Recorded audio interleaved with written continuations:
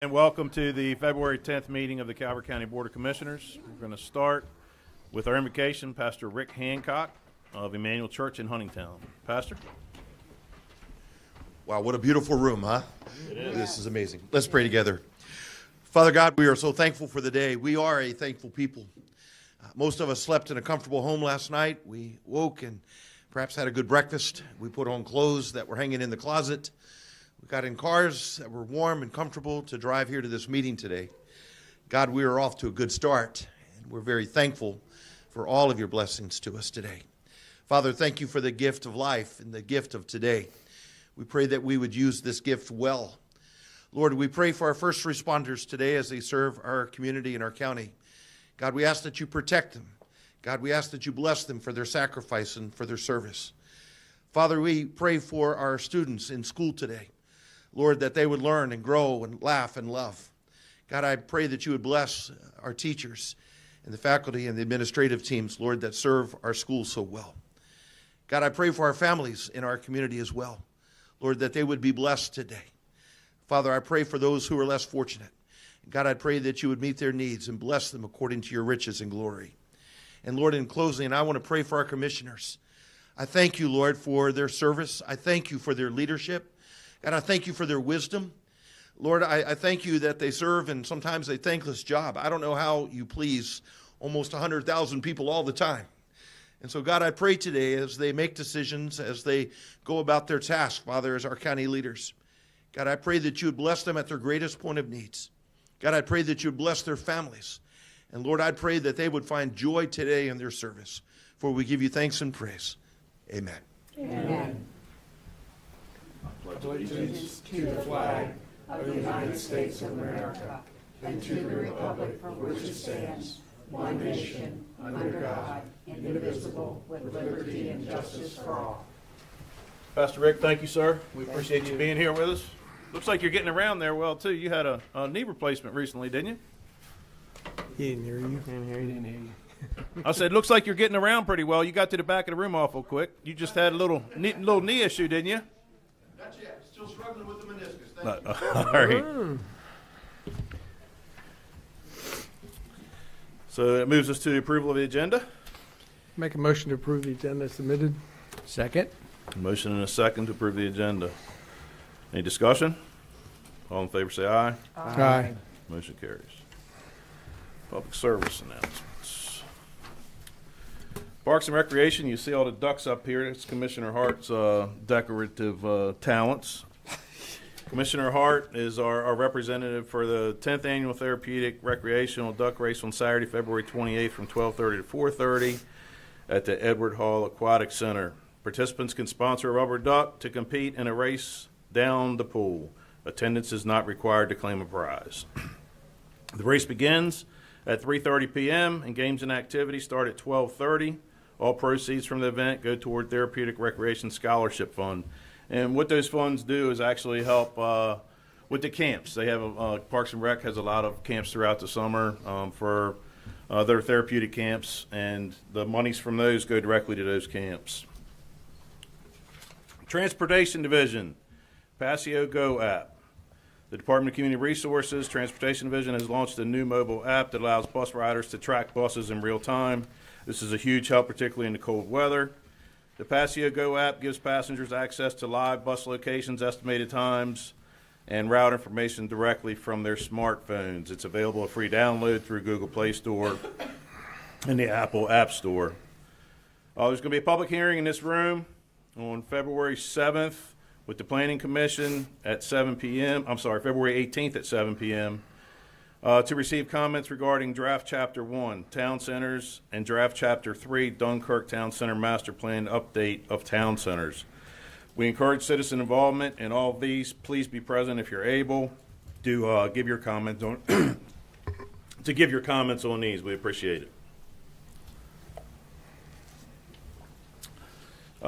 Interested persons, if you want to come to that, are urged to contact Department of Planning and Zoning 410-535-1600, extension 2356, or email towncenterupdate@calvertcountymaryland.gov, or viewing the local amendments on the county website.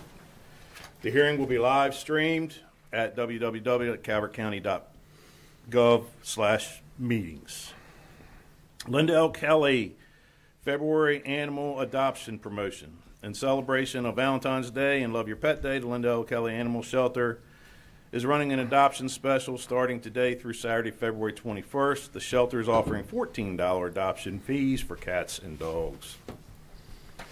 Bonded pairs adopted together qualify for a buy one, get one adoption deal, keeping best friends and homes together. Adding to the fun, pre-screening forms will be printed as themed matchmaking quizzes on pink paper, giving adopters a fun way to discover their perfect pet companion. So we have an animal of the week, I understand, with us today. Would you please come forward and introduce him or her? Her. Oh, she's pretty. Mm-hmm.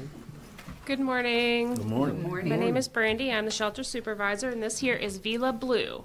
She is about 10 and a half years old, so she's a senior dog. She has been with us for about 3 weeks. Her owner unfortunately passed away. No. She is a very good girl. She's a little shy at first. Takes her a little bit to warm up, but she loves to run around in the yard. She uses her sniffer very well. She's got that hound dog in her, so she would do best in a home without cats. I think she thinks they're toys. Like my dog. Yes. But yeah, so she is ready for her new home. She's up to date on vaccines. She's spayed, microchipped, and ready to go. And her adoption fee will be waived until our next meeting. She's got to be lost with losing. Yeah, and I think family wasn't able to take her in and stuff, but Yeah, I think about that a lot. You know, I mean, because the bond's so tight. You know, you always, they never live long enough. So you're always thinking like you're outliving your dog, but what about the other way around? yeah. And you remember Jackie Vaughn? Yep. She helped me one time. There was a gentleman. He had 3 dogs, and he didn't have any kids or anything with him. He cooked breakfast, lunch, and dinner for those dogs, all fresh food. I mean, he was so. Aw. And when he passed, he didn't have anybody, and she found them homes. I mean, Aw. and together Yeah. because they were such a tight unit, and so you always worry like what happens when it's the other way, Yeah. So is she full hound? Yeah, She she's a looks blue like tick it. hound. Yeah. Yeah. Blue tick. Yeah, she's Yes. pretty. She is. But yeah, if you can adopt, come on down. We do volunteering. We accept donations of all kinds. Cat cuddling, dog walking. We can pretty much accommodate any type of volunteering. So So how you making out in this weather? we're doing okay. We're doing pretty good. The yards are thawing out enough to we can kind of get out there and let them run around, but we don't want anybody to get hurt Yeah, slipping that on the ice ice. is- So yeah. it's kind of been tough. We've been letting them walk. We do walks in like the parking lot and stuff. But You got Mudfest next week. oh, Yeah. it's going to be fun. Yeah. They'll have a blast, though. It's good Yeah. enrichment. Good enrichment. So, all right. Well, thank you guys, and we'll see you next time. Thank Well, you. thank you you. very much. We appreciate it. That takes us to a commissioner citation. Commissioner Cox.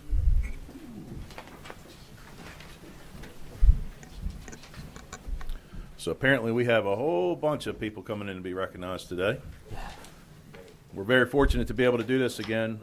We had to stop recognizing a lot of the large sport teams just due to room in our old facility. But now that we have this this wonderful building, we can actually bring people in large groups and have them recognized again. It's a great thing. Mr. Cox?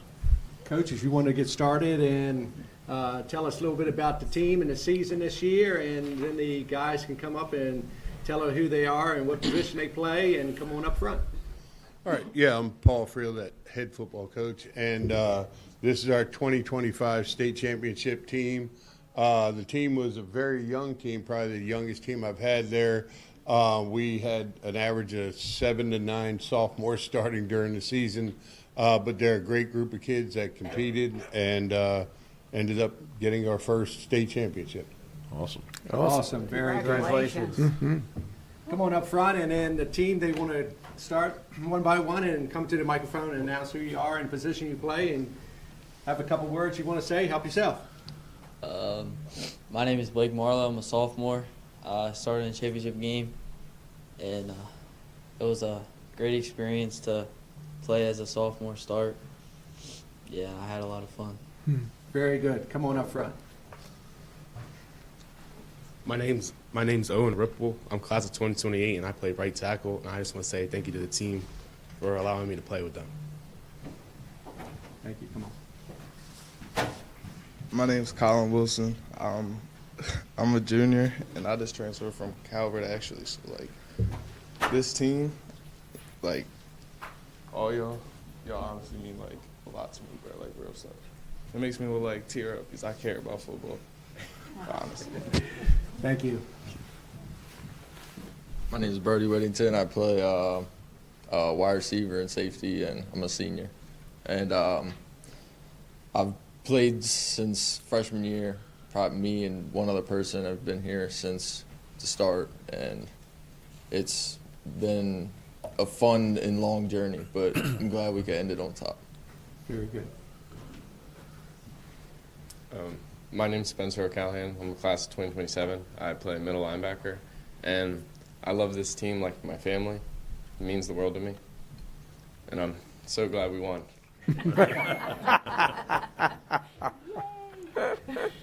My name is Brody Robbins. I'm a junior. I play center and defensive tackle. This year was great to finally get it done and not have to deal with the other bullcrap that goes. My name's Cameron Wilson. I'm a senior. I play inside linebacker, and I'm blessed to be able to play with you guys and transfer. And, yeah, it was a great season.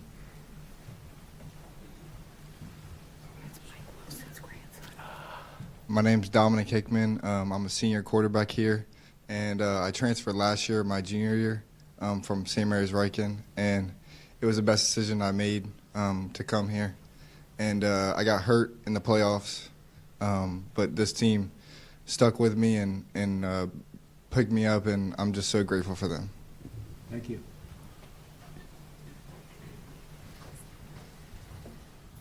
I'm Ryder King. I'm a junior, class of 2027, and it's just been a fun experience throughout the year with this team.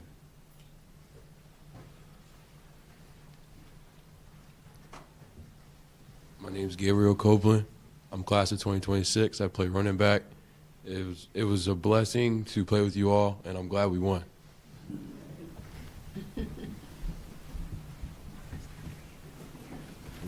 My name is Max Hall. I play kicker and punter as a senior, and I'm really grateful for this team and all the work they've put in this season.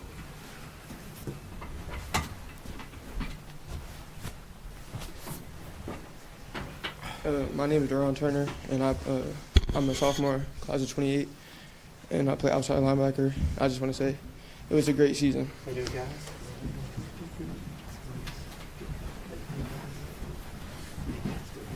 I'm Xavier Jones. I transferred from Calvert. I play defensive back and wide receiver, and I can't imagine what would happen if I haven't transferred. Thank you. My name is Joshua Walter. I'm a sophomore. I play receiver, and I'm just happy we got it done for when we lost the last 2 years.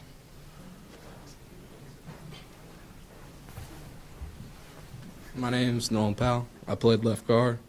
It was real fun to finally win one after being there twice. The rest of them. I'm Logan Boyle, class of 2028. I play DB and receiver, and I was blessed to come over from Northern to beat Northern in the state championship. I'm Roderick Bolger. I'm class of 2026. I play outside linebacker, and I just wanted to thank the coaches for everything they did throughout the season, through all the ups and downs. I just want to say thank you. Great job. My name's Caleb Rice, class of 2027. I play wide receiver and corner. I love y'all boys, and let's go get another one next year. My name's Jordan Gray, class of 2027. I played nose guard and center, and I was so proud of us to go out and win the state championship after losing last year. My name is Anthony Close. I play safety, class of 2028. I just love this team. My name is Chase Wargo, class of 2027. I play linebacker, and I can't wait to do it again next year, and I'm going to miss all y'all seniors. My name's Bryce Rawlings, class of 2028. I play receiver and DB. I'm just glad to be here. I had a lot of fun. My name is Caden Randall. I'm a senior running back, class of 2026, obviously. I'm just thankful for this team and the coaches for everything y'all did, and I'm glad to be a champion finally. My name's Jaden Whitehurst, and class of 2028 receiver. I want to say I'm thankful for my teammates and my coaches for the opportunity to be able to play. My name's Chris Street, class 28, and it was an amazing thing to be part of. My name is Logan Carledge. I'm a sophomore, and I want to thank the coaches for giving me the opportunity to come up from JV. My name is Justin Pope. I'm the offensive line coach. It was a phenomenal group this year, very hard-working group. Made it fun every day to come out to practice. Thank you. Jeremiah Vitas, defensive back coach. It's a great group of kids, work really hard, and very proud of what they accomplished. I'm Beth Morton, the principal of Huntingtown High, and I'm certainly thrilled to be standing here. I'm proud of all of you, and it's just an honor to work with you. And I'm the class of 1978. Thank you. Don't worry, Buddy was here before we had school.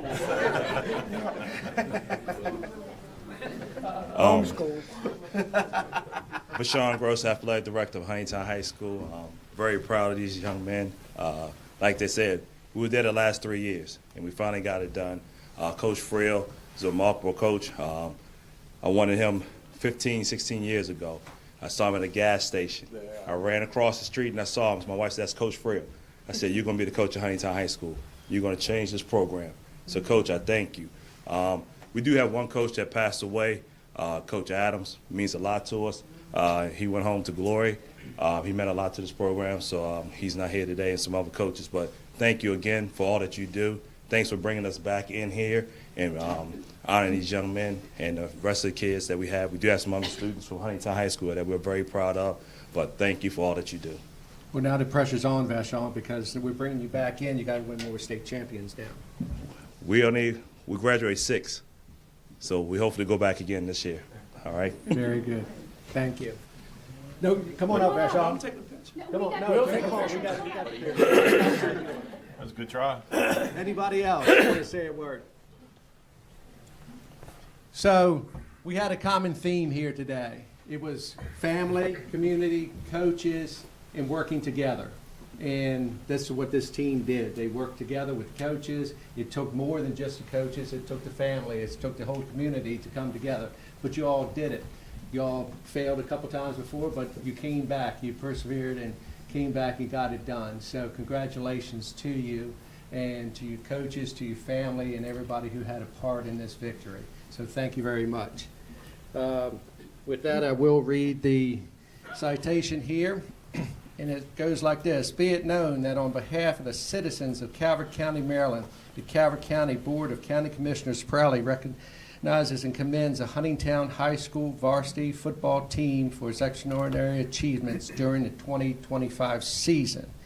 Huntingtown High School captured the 2025 MPSSAA Class 2A State Football Championship and concluded an outstanding season with an 11-2 record, demonstrating excellence, determination, and competitive spirit at the highest level of Maryland high school athletics. Through discipline, preparation, and teamwork, the Hurricanes rose to the challenge throughout the season and delivered a championship performance on the state's biggest stage. The team's success is further highlighted by 3 consecutive appearances in the MPSSAA state final, a rare accomplishment that reflects the sustained strength and consistency of the football program. This achievement underscores the dedication of the students, athletes, of the leadership of the coaching staff, and the support of the families, facility, and the Huntingtown community. The Huntingtown High School varsity team accomplishment brings great pride to the school and to Calvert County and serves as inspiration to future student athletes. The season stands as a testament to perseverance, sportsmanship, and commitment to excellence, both on and off the field. The Calvert County Board of County Commissioners does hereby extend a sincere congratulations to the Huntingtown High School varsity football team, its coaches, students, supporters, and wishes them continued success and achievement in the future endeavors. The Calvert County Board of County Commissioners is pleased to confer upon you this Commissioner's citations, given us this hands and seal the 10th day of February 2026, signed by all 5 commissioners. Congratulations, team.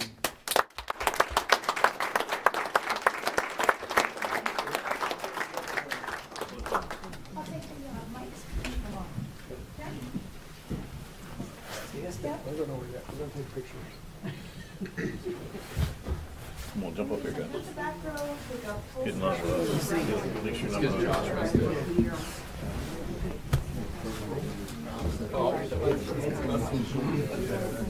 You guys in there? It's nice to have some big people back here.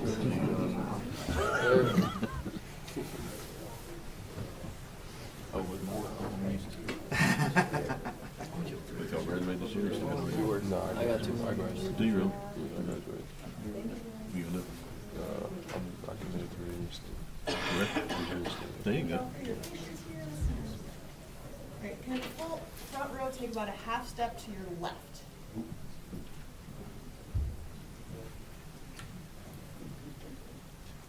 All right, we got Commissioner Cox, and don't have the duck. Here's your chance to blink. 3, 2, 1. Smile. You guys won championships. Cheese. Go Canes. Congratulations. Thank you. Congratulations. Good job. Good luck in your day. Good luck.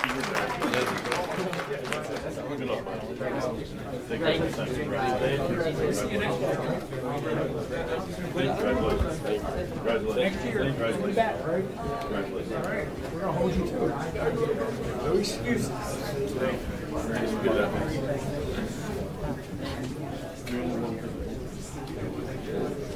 Good job. Everybody you guys.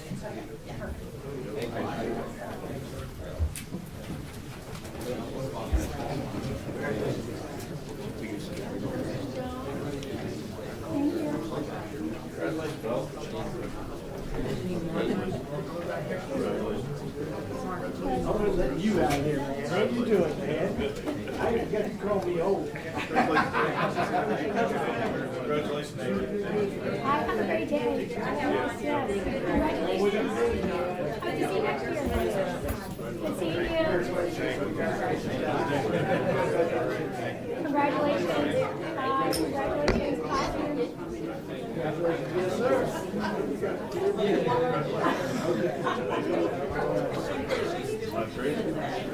Have a great day. Congratulations. Congratulations.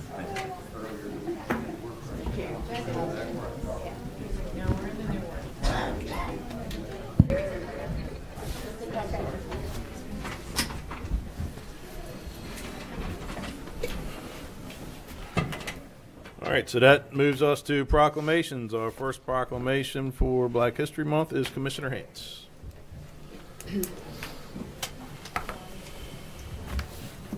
Good morning. I know we have some folks in the audience. If you could work your way to the microphone, introduce yourselves, say a few words, then come up here.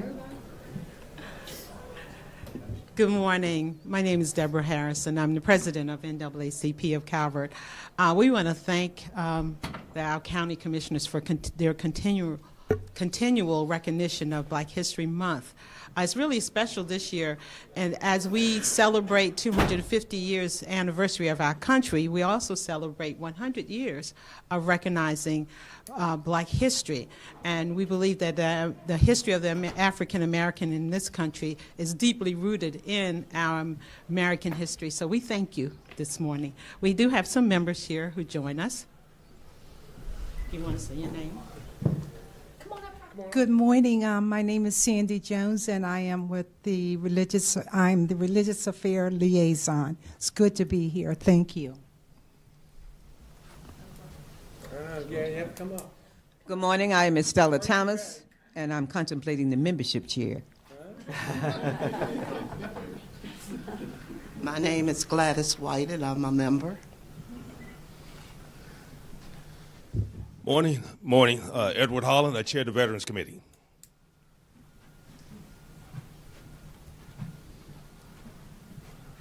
I guess I'm not tall enough. I'm Joyce Freeland, and I'm second vice president. I want to take the mic with me. Good morning. I'm Andrestine Robinson, and I work with our Juneteenth committee.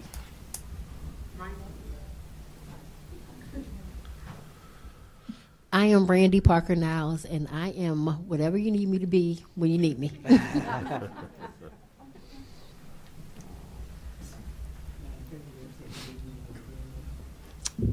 Good morning. I'm Mike Schisler. I'm the education chair. Is that everybody? I think so. Okay. So good morning and welcome. It's a privilege for us to have you all here today to celebrate Black History Month. You know, as Mike Hart always points out, I've been here a long time, and growing up, I know that the black community played an integral role in the development of Calvert County, and we would not be what we are today if it wasn't for the activities, the commitment. You know, Harriet Brown gets a lot of recognition because she was very famous, Calvert County resident, but you all, you know, and a lot of others that I see out in the community have truly made this place a special place. And we greatly appreciate everything you all have done to help us make this place what it is. And we look forward to working together in the future on projects and different things to improve our community and make it even better than it is today. So just want to thank you, what you all do for us. And I have a citation here to read. Whereas in 1926, Dr. Carter G. Woodson, widely known as the father of Black history, established Negro History Week to ensure the contributions, achievements, and history of African Americans were recognized, preserved, and taught as an essential part of the American story. And whereas the year 2026 marks the 100th anniversary of Black history recognition, honoring a century of intentional storytelling, scholarship, advocacy, and celebration of African American resilience, excellence, innovation, and leadership, which laid the foundation for what is now recognized as Black History Month. Whereas African Americans have made measurable contributions to the social, cultural, educational, economic, and political fabric of the United States in every field, including education, science, medicine, the arts, labor, military service, civil rights, faith, and public service. And whereas organizations such as the NAACP affirm that Black history is American history, and that understanding, recognizing, and teaching this history is essential to strengthening democracy, fostering unity, and empowering present and future generations. Now, therefore, be it proclaimed by the Calvert County Board of County Commissioners that February is recognized as Black History Month. Be it further proclaimed that this centennial observation calls upon all residents to reflect, learn, celebrate, and recommit to preserving history while working together to build a stronger future for all. Given our hands and seal, the 10th day of February 2026, signed by all 5 county commissioners.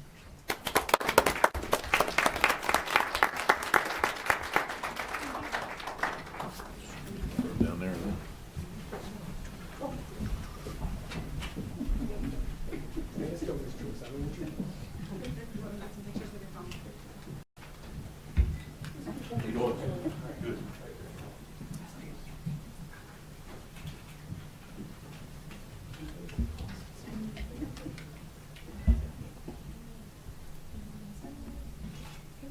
Take a step to your left. There. 3, 2, 1. Cheese. Cheese. I didn't think that would work. Thank you so much. Thank you so much. One more picture. One more picture. One more. Say cheese again. Handshake automatic. All right, thank you. Thank you.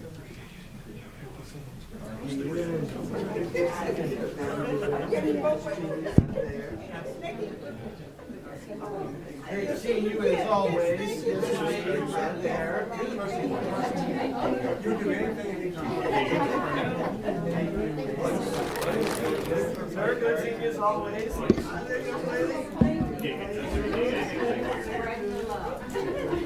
Hopefully it'll happen soon. Congratulations, good to see you. Thank you. Have a great day. You got a new addition? Thank you so much, Award. Okay. Have a wonderful day. Thank you.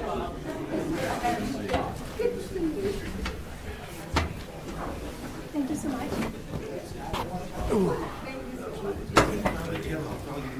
Nice to meet you. Have a great day. Take your time.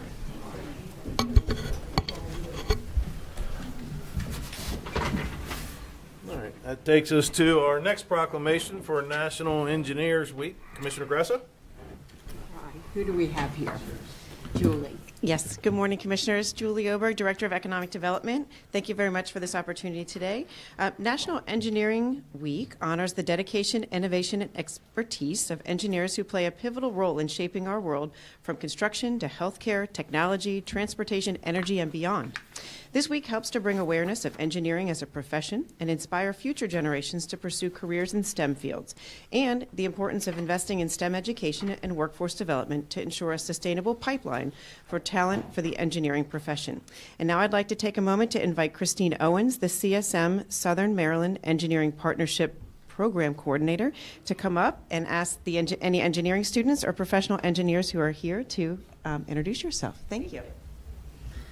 Thank you. It took me a while to learn how to say my actual title, so bear with me on that. I am Christine. It's an honor to have been now in this role for 2 years, so I just want to share a few things with you, and thank you for this recognition. Our efforts at CSM Engineering have been mighty. We are building our program, and it's very, very exciting. This year's theme for National Engineering Week is Transform Your Future. This year's theme is a powerful reminder that engineering doesn't just shape our world, it shapes our opportunities, our communities, and the futures we can imagine for ourselves and our children. And it starts with our engineers, and we're proud to say we have a lot of them at CSM. At CSM, we have a robust engineering program that prepares students for their transfer to top engineering universities in the country. We are excited about our unique partnership with the University of Maryland's Clark School of Engineering and Pax River's Naval Air Warfare Center Aircraft Division, in which students can find a seamless transition and scholarship assistance, along with internships and potential employment opportunities in a one-way path to success. As coordinator of this partnership, I want to invite all of you, if you're not aware, we do a night of engineering every semester to promote this program and introduce it to high schoolers all over the Tri-County area. This year, it's April 9th down at the Smart Building on the USMSM campus.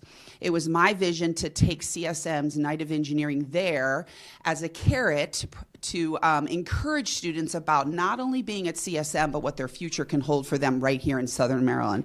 It's been a huge success. We have upwards of 150 to 200 people each time we've done it. And not only that, but I bring in partners to show our CSM students what their futures could be right here in Southern Maryland. We've been able to double the number of engineers from last year to this year, which has been very, very exciting. So I want to thank the commissioners here in Calvert County for your recognition, and now it is my honor to introduce. Now, before I introduce them, I want to tell you we brought a little swag for you. We're going to pass out to you afterwards, too. But I'd like to introduce two of our amazing engineering students who are also officers in our engineering club. Hi, my name is Griffin Anthony. I graduated from Patuxent High School to study computer engineering at the College of Southern Maryland. I currently have plans to graduate and go to the University of Maryland College Park. If that doesn't work out, I potentially will go to the Baltimore campus instead. Come on up. Come on up. Hello, I'm Javier Delgado. I graduated from Huntingtown High School in 2025. I went to CSM to study civil engineering, and I plan on transferring to University of Maryland College Park in the spring of 2027. I act as a vice president of the engineering club, and engineering has taught me a lot, and it's a very interesting subject. So. I forgot one thing. Can I have one more? We are super, super proud. We are also very proud of our robotics team. All of our UVEX robotics team members, the Talons, are engineers at CSM. They just performed in a tournament this past Friday where they competed against 5 others, four-year universities. We're one of a very few small community colleges that even have a team, and we compete on the world stage over the last 15 to 20 years. So we are very proud of them. They are very hardworking students. We beat UMBC, Randolph-Macon, University of Delaware, to name a few this past weekend, and they have a few more tournaments in hopes to get to World. So if you know of anybody interested in robotics, coding, driving, we have an amazing team that would love to have them. Christine, how long has this program been in existence at CSM? Yeah, so the Southern Maryland Engineering Partnership, it's unofficially been around for probably 30 or 40 years, because I have professors. People online, and I just want to make sure they can hear you. Yes. The program itself unofficially has probably been around for 30, 40 years, because we have professors at Maryland who were in industry, retired, and are now teaching, and are committed to this program. Knock AD saw great need for engineers. They'd hire them from all over the country. Great engineers would come and kind of go, this isn't really where I want to spend the rest of my life, but if we can find the amazing students that are right here in Southern Maryland, who have roots here, who love Southern Maryland, we wanted to create a more formalized pipeline for them. So it's probably been more formalized in the last, I would say, 15 years. University of Maryland's Clark School of Engineering works hand in hand with our professors so that we are preparing these kids, not only for Maryland, it's a top 12 engineering school in the country now, but they're prepared for any engineering program in the country. So we are really proud of our engineering program. And the Knock AD, who has been tried and true, gives them internships, tuition reimbursement. We've now had Constellation. I want to thank Constellation has come on board to give full scholarships to CSM students and USMSM students who choose this pathway so that we can give them every opportunity to be amazing engineers right here in Southern Maryland. I love my job. I just love it. I couldn't tell. I know. I can tell you love your job, and what a blessing CSM is. They offer so much to our students with the co-education with our seniors and being able to take college classes. And ever since I've been aware of it, the University of Maryland has been the top tier engineering school. So it's wonderful that you're able to transfer in. I know a lot of times, kids will take classes and then classes don't transfer in and then you've wasted time. But this is a beautiful opportunity for the two of you and for all of our students in Calvert.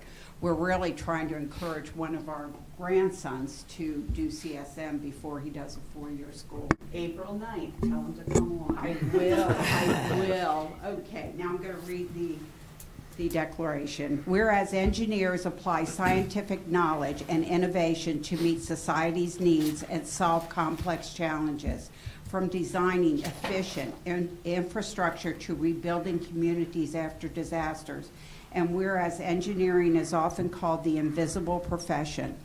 Do you know why it's called the invisible profession? Yes, I don't know if you, because a lot of their work is done behind the scenes. Okay. And we get to see what they've produced, but a lot of it is the designing behind, the thinking behind to make things come to fruition. So they're not always seen, but the builders might be seen. Does that make sense? Yes, you see it once it's been completed and it's out in the public. Yeah. Okay. As nearly everything we use daily has been engineered, yet the work of engineers often goes unnoticed.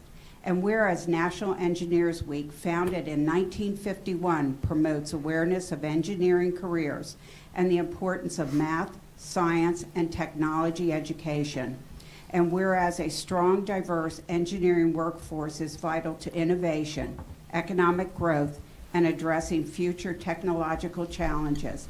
And whereas the College of Southern Maryland's engineering pathways are designed for students to transfer to four-year institutions to complete a baccalaureate degree in a variety of engineering disciplines. Now therefore be it proclaimed by the Calvert County Board of County Commissioners recognizes February 22nd through the 28th, 2026 as National Engineers Week. Be it further proclaimed, the Board of County Commissioners, along with the College of Southern Maryland, encourages all citizens to acknowledge the essential contributions of engineers given under our hands and sealed this 10th day of February 2026, signed by all 5 of your county commissioners. Congratulations.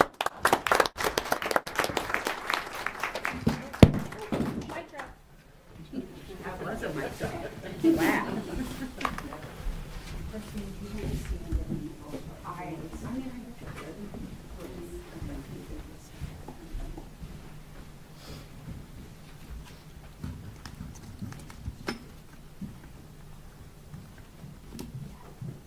3, 2, 1.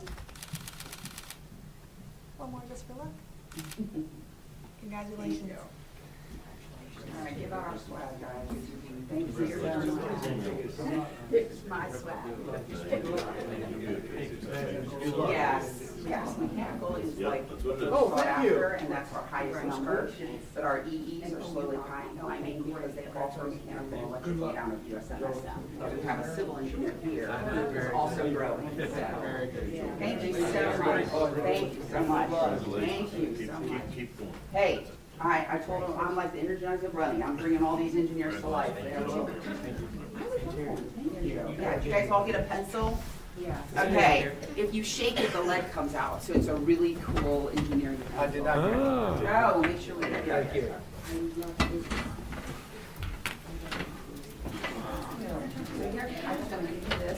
Pretty cool. Thank you. I'll give it to Mike. Shake it, the lid comes out. Yeah. I can apply to several things. Yeah. Thank you so much. Have a good day. And that's going to take us to our final proclamation for the day, National Entrepreneurship Week. Commissioner Hart. Thank you, Mr. President. And would you like to get us started? Yes, thank you. I'm Kathy McAdams. I'm the Business Retention Specialist in Economic Development. Economic Development is pleased to assist with recognizing National Entrepreneur Week here in Calvert County. Entrepreneurship is about innovation, initiative, and leadership that are essential to a strong local economy and to future success. We are especially glad to have FBLA students with us today, representing the next generation of business leaders and entrepreneurs. This proclamation reflects the county's commitment to supporting small businesses, innovation, and the individuals who are willing to turn ideas into action. I will now ask the students to come up to the microphone and introduce themselves.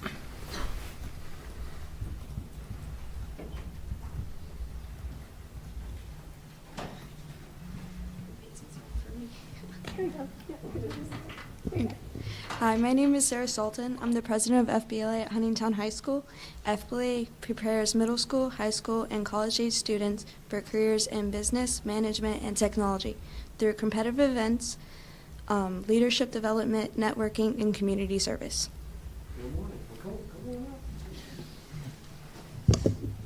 Hi, my name is Kevin Beecraft. I am an officer in Huntingtown for FBLA.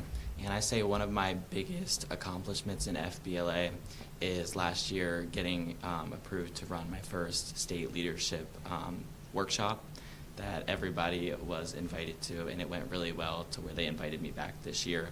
And I say it has really set me up to be a leader and set me up for my future in business as I go down my path of my career. So, thank you. Thank you. Hello, my name is Addison Sunderland. I'm the Vice President of Huntingtown's FBLA chapter. I've competed regionally and on state levels and won, and I think I've been most proud of my newfound ability for public speaking. I've developed my confidence through FBLA, and I feel that I'm more deliberate with my words in communicating with people and at larger audiences. Good morning. My name is Ava Flynn. I am Huntingtown High School's FBLA chapter treasurer, and I'm also a member of the Maryland FBLA State Council. I would like to thank the board for recognizing FBLA because it's helped me become a better leader and a better person.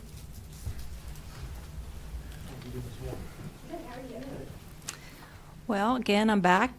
Beth Morton, principal at Huntingtown High, and I just think, as before, but right now, the testimony of just the quality and hard work of the students at Huntingtown High.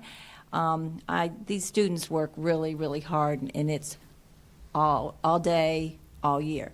And I would be remiss if I didn't at least mention their FBLA sponsor and teacher, Mrs. Gillis. She is a phenomenal teacher that believes in kids, pushes me, and makes sure I'm doing what I need to do to support you guys to just continue to achieve greatness. So thank you for this opportunity. Again, Julie Oberg, Director of Economic Development. And as you can see from hearing from the students today, the future of business is bright here in Calvert County with students like this entering the profession. So thank you. Kathy, you're going to have to get up too. So I go over here, then y'all go over there. Sheba Smith, Deputy Director, Economic Development. You better come this way. Good morning, Nicole White, Business Development Specialist with Economic Development. How you doing this morning? Good morning, Emily Chancho. I'm the Temporary Business Programs Assistant with the Department of Economic Development. How you doing this morning? All right. Anybody else? Okay, so look, show of hands of you young folks. How many want a business? Now I'll tell you, I kid you not. You're going to have to just have skin so thick that, harder than this thing. But you can truly do it. It's not just words. Most businesses, small businesses, fail because we lose our confidence. You know, you just said how you gained your confidence by talking. When you first put that idea out there, you're going to see people from both sides go, oh, it's a great idea, it's a bad idea, whatever, okay? You have to believe it. And it's not just a story. I kid you not. You have to believe that. And so many people, like you'll see, they'll go, man, I want to open up a restaurant. Might be the best cook in the world, but don't know anything about business, and it fails. And it's scary. There's no question. You will put up all your money, everything you have, everything you could borrow, everything, your time, this and the other. Everybody says they're going to come help you. You look in the mirror. Entrepreneurship, it's you. There's a few people out there, but you have to be the driving force. And you can do any of it that you want. You really can. I got to say, the last couple of years, it's been extremely trying to be self-employed out here. But you can do it. And you're going to get a little bit of success, and then you'll get some failures. And you just got to know that just comes with the territory and all that. But if you truly are passionate about it, and you got to be realistic, you can't say, I'm going to go out and create rocket ships or something like that. But so people will say to me, like, with what I do, I own a liquor store. I don't know how to cook. My wife got this crazy idea that she wanted to do this bar/restaurant thing. She can't cook either. But we were fortunate enough to have the other part of our business secure enough to kind of help get that off the ground and hire people to do it. But most businesses struggle because you don't know how to do every single facet of that business. So whatever it is you want to do, work in that field for a little while. Get a feel. I see so many people, they think, oh, Mike, you did it. Hey, I want to do basket weaving. Well, have you ever done basket weaving? Well, no. How do you think it's going to, you know what I mean? But it's truly, and I kid you not, I sound like this crazy guy, which you probably got to be a little bit nuts to do it, but you really can.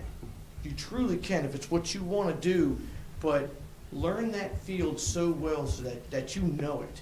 You know what I mean? So when you're standing at the bank and that guy's saying, why should I give you any money? Well, I'm going to tell you why. Because this is what I'm going to do. You know what I mean? And that confidence you said speaking, it will get tested all the time. But I love it. I love it that, this country was built on doing stuff like that, and now it's like we get scared to do everything. Worst thing that happens is you fail. You know, my first couple businesses did okay. Then I got feeling really confident, like I could just take on a grizzly bear, and I failed miserably. And then a friend of mine had to pick me up, and I went back working for a job and all. And so you have a little bit of this till you hit your stride and really find, you know. But I think it's awesome you guys doing that. And, you know, it is scary, but just don't be scared, you know. Because if you know that business, you know it, you know, you'll make it work. But you will have to rely on you, which, you know, it's, I tell you, I could go back to work for companies tomorrow, and even my worst day as self-employed, I still liked it better than my best day working for somebody. So I want to thank you guys for being here, and I love it seeing young people going out there because, you know, yeah, so that's awesome. All right. So whereas the week of February 14th to the 21st, 2026 has been designated as National Entrepreneurship Week, and whereas entrepreneurship is essential to the growth and prosperity of Calvert County and serves as a major source of job creation through innovation and initiative of entrepreneurs and small businesses, and whereas local entrepreneurs serve as models of success within the community by demonstrating opportunity, innovation, and economic mobility for others, and whereas Calvert County recognizes and supports entrepreneurship as an economic equalizer vital to the long-term growth of local communities and the state of the nation. Now, therefore, be it proclaimed by the Board of County Commissioners of Calvert County, Maryland, that the week of February 14th through the 21st, 2026 is hereby recognized as National Entrepreneurship Week in Calvert County. Be it further proclaimed that all citizens are encouraged to be mindful and support of the important role small businesses play in their lives and the economic vitality of the community. Given under our hands and sealed this 10th day of February 2026, signed by all 5 commissioners.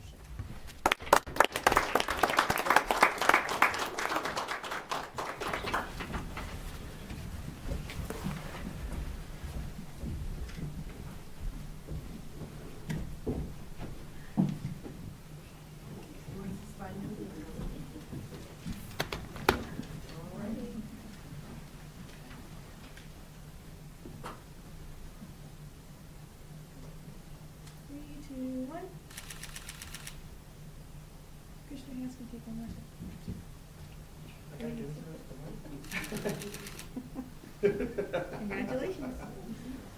Wait, one more. No. Jeez. Get back in there. Switch them up. Oh, we're switching. Well, wait a minute. Cheese. Thank you so much. Thank you guys for coming. Thank you. And then Chloe graduated too. Yeah. Yes. Congratulations. Thank you so much. Congratulations.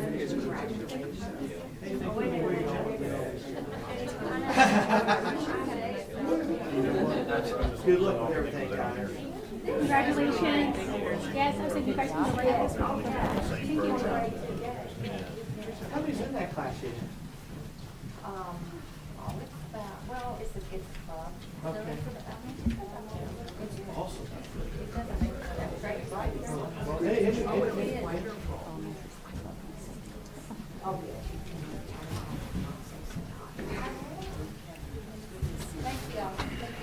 Thank you. See you now. Well, that takes us to new business. Item 1, Department of Planning and Zoning, proposed amendments to rules of procedure. Calvert County Board of Appeals, Director Brinkley.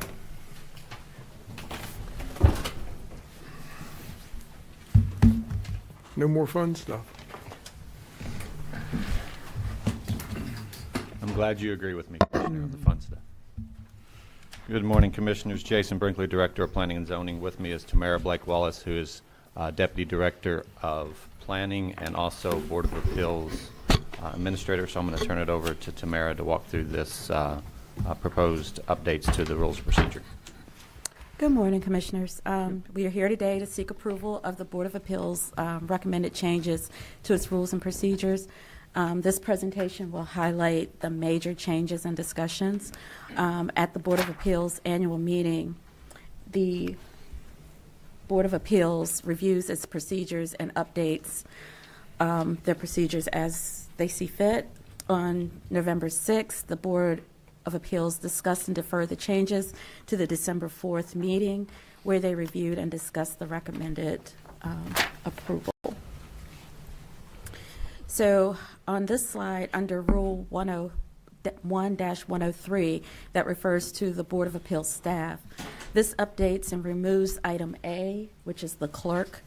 This change is due to the decreased caseload of the Board of Appeals and reorganization of the department. Item B, the coordinator, which still remains with the Board of Appeals, has been updated to reflect the current duties. And the other positions of administrator, counsel, and tech support remain the same, except for alphabetizing this section.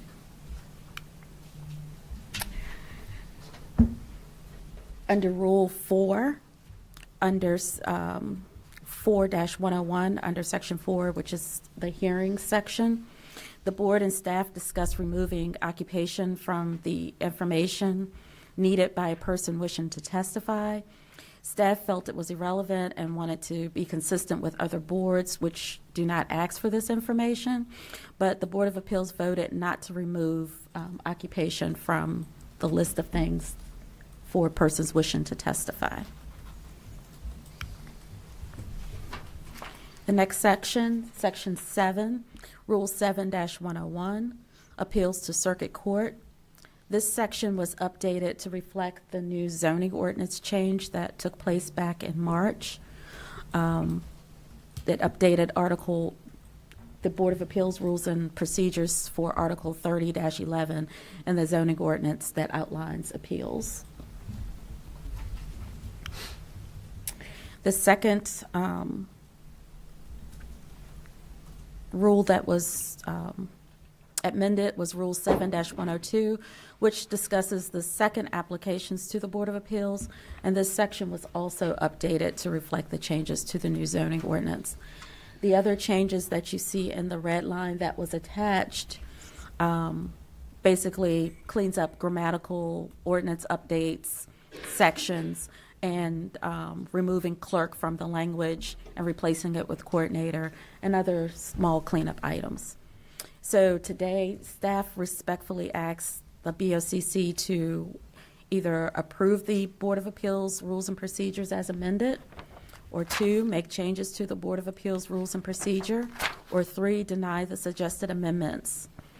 So, does anyone have any questions or concerns? I have a question. How is an attorney assigned to the Board of Appeals? They have, in the past, selected their own attorney for Board of Appeals. Is that standard operating procedure for all boards within Calvert County government? So, Commissioner, it outlines in these rules of procedure that the Board of Appeals selects their own attorney. It's my understanding that's the only board that has that. Planning Commission and Ag Board and all the others are assigned by the BOCC. Why? Well, there's nothing in the law that would require it. Other counties are assigned by the BOCC. That predates me, but there's no legal reason why that has to be that way. Okay. Does it give a benefit that we don't see on other boards? No, I think the only the similar situation for like Planning Commission, which there is procedural matters within the county attorney's office that you have to have a divide so that you don't have a potential conflict. There's safeguards in place to allow that for Planning Commission. A similar thing could be determined for Board of Appeals as well, but most other boards that position is assigned or selected by the Board of County Commissioners and not the board itself. And we've run into an issue with procurement on this as well, because it does create a bit of a sticky situation that we're working through with procurement as far as how that attorney is procured by either by RFP or by contract, which it's my understanding neither exist at this time. Is there anything in writing that outlines procedures for the Board of Appeals hiring an attorney? The only thing is in these rules of procedure and I believe it is section 1-103, that outlines council is selected. 1-103, previously D, it would be C under the new edits. This says the Board of Appeals Council shall be selected by the board, meaning the Board of Appeals, and serve as set forth in agreement between the board and the chosen council. So that is the only thing that sets forth any procedural requirements for them selecting their attorney. So if the BOCC would like to change that, it would be changing that provision. Okay, and they are the only ones that select their own? That's my understanding, correct. Okay. So the planning commission used to have their own attorney, correct? That's my understanding. That changed. And that was changed. That changed a while back. I think at that time, the planning commission was concerned about having an attorney from our staff as opposed to an independent attorney would create conflicts. So since that change, has there been any issues with conflicts? No, there hasn't. Not with planning commission, Not with and planning my commission. understanding is there's an attorney general's opinion actually addressing that very issue and saying it can be allowed if those procedural safeguards within the county attorney's office are put in place. And would it save us money? It could potentially save us money. So that would require a change to the. It would require a change to these rules of procedure before you, and you all can make that change at this time if you would like. So I do have a question, Jason. Back on slide 4, the board wanted to keep occupation in there or take it out? The board wanted to keep it. The board wanted to keep it. Yes. Did they explain why? During the discussion, they just basically said they like to know what people do as far as occupation.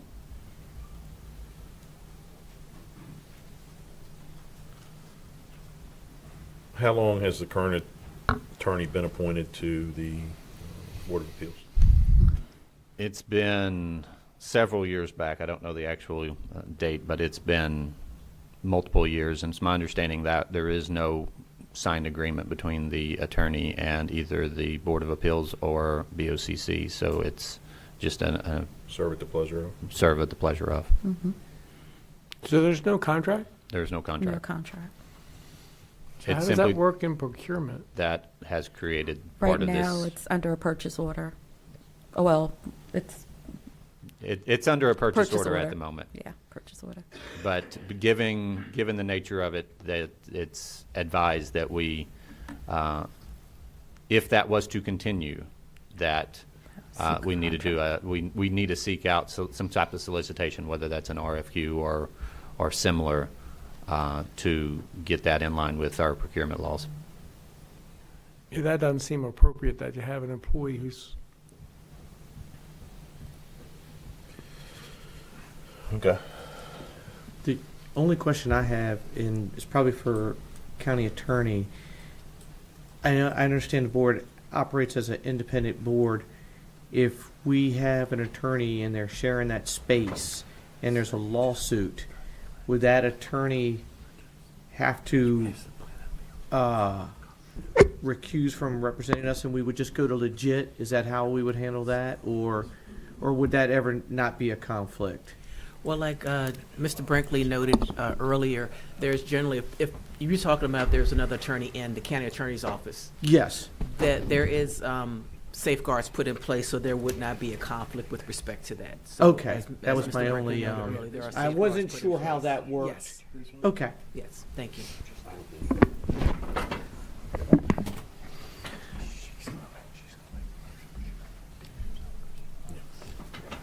Okay, well, I would like to make a motion, and before I make the motion, I would like to ask President Todd Ireland to recuse himself from this motion. That's correct.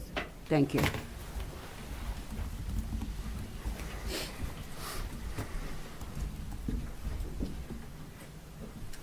Lock myself out.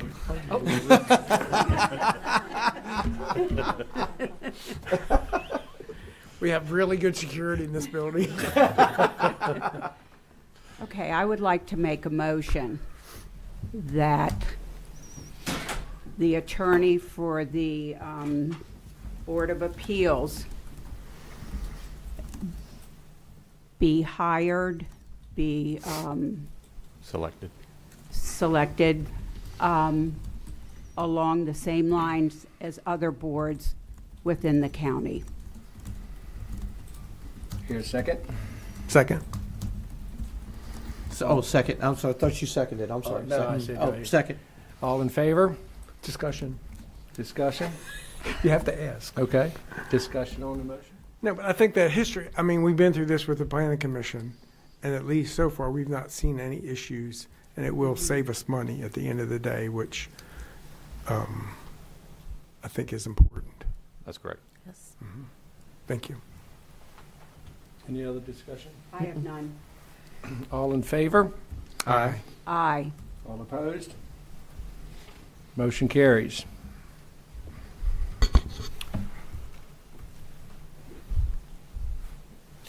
Tell Todd.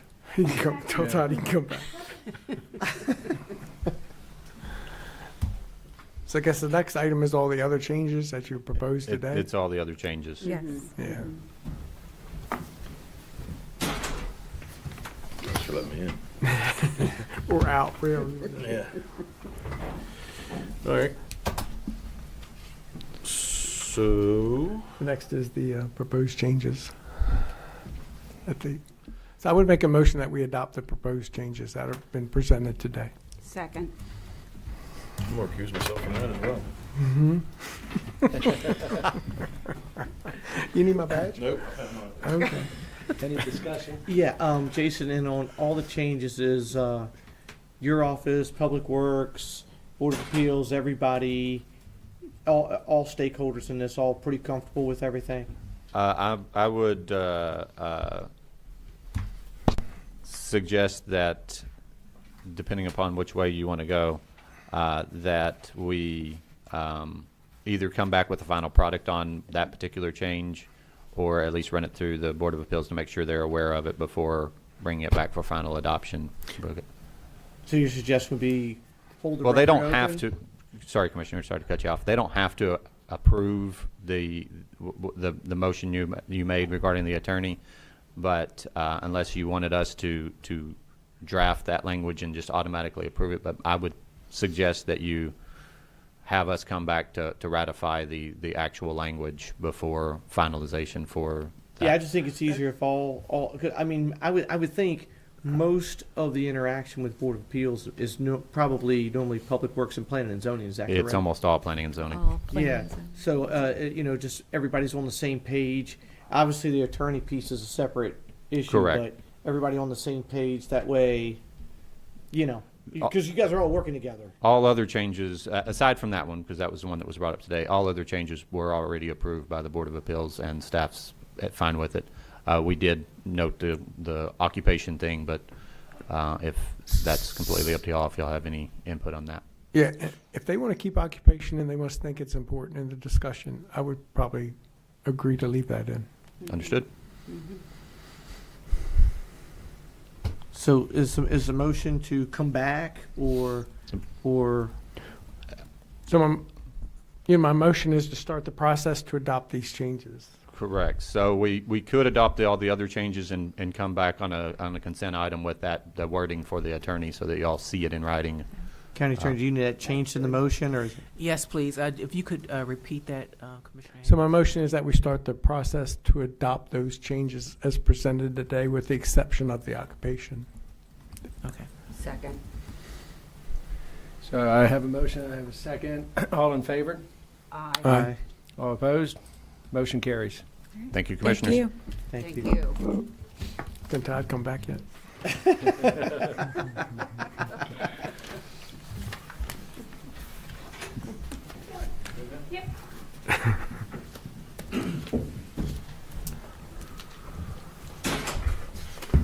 I see a different face coming, right?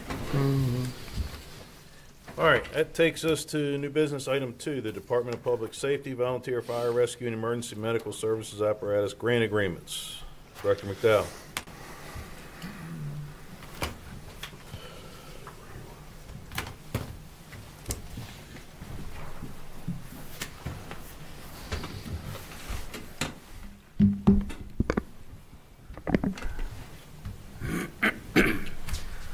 Good morning, Commissioners. Dave McDowell, Director of Public Safety.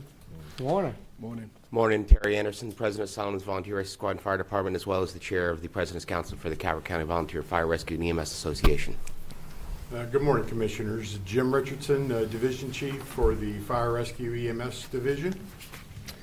Also here today, not up front, is Deputy Director Crystal Dowd. And I just want to note that President Anderson and Crystal Dowd really were instrumental in keeping this ball moving throughout this process and really put a lot of time and effort into it. So I just wanted to acknowledge that as well. Thank you. With that being said, Division Chief Richardson will start us off with the memo. Background, the Calvert County Board of County Commissioners and the Volunteer Fire Rescue EMS departments have historically operated under agreements governing the provision of county-funded apparatus and related equipment. The current agreements are the 1997 Master Agreement and a 2002 Apparatus Grant Agreement. These no longer reflect present-day fiscal practices, procurement procedures, and operational realities. In collaboration with the Department of Public Safety, the Calvert County Volunteer Fire Rescue and EMS Association, and the County Attorney's Office, staff have developed updated agreements that modernize both documents. The updated agreements clarify and strengthen several administrative and fiscal provisions. Notable revisions address procurement standards, bonding requirements, apparatus service timelines, and permitted use by career personnel. The new language modernizes performance timelines and permits bond thresholds, aligns with procurement with recognized state and federal contract practices, and establishes a clear procedures when apparatus are out of service for extended periods. The revised documents also formalize provisions for electronic signatures and reflects legal and operational updates. Overall, the proposed agreements enhance fiscal responsibility, accountability, and the administrative efficiency while maintaining the cooperative framework between the Board of County Commissioners and the volunteer departments. No additional fiscal impact is associated with the approval of the updated agreements. Funding for apparatus purchase will continue through established capital projects and budgeted appropriations. In conclusion, the Department of Public Safety Fire Rescue EMS Division is requesting that the Board of County Commissioners review and, if appropriate, vote to approve and authorize the Board President to sign the updated master agreement and the updated apparatus grant agreement.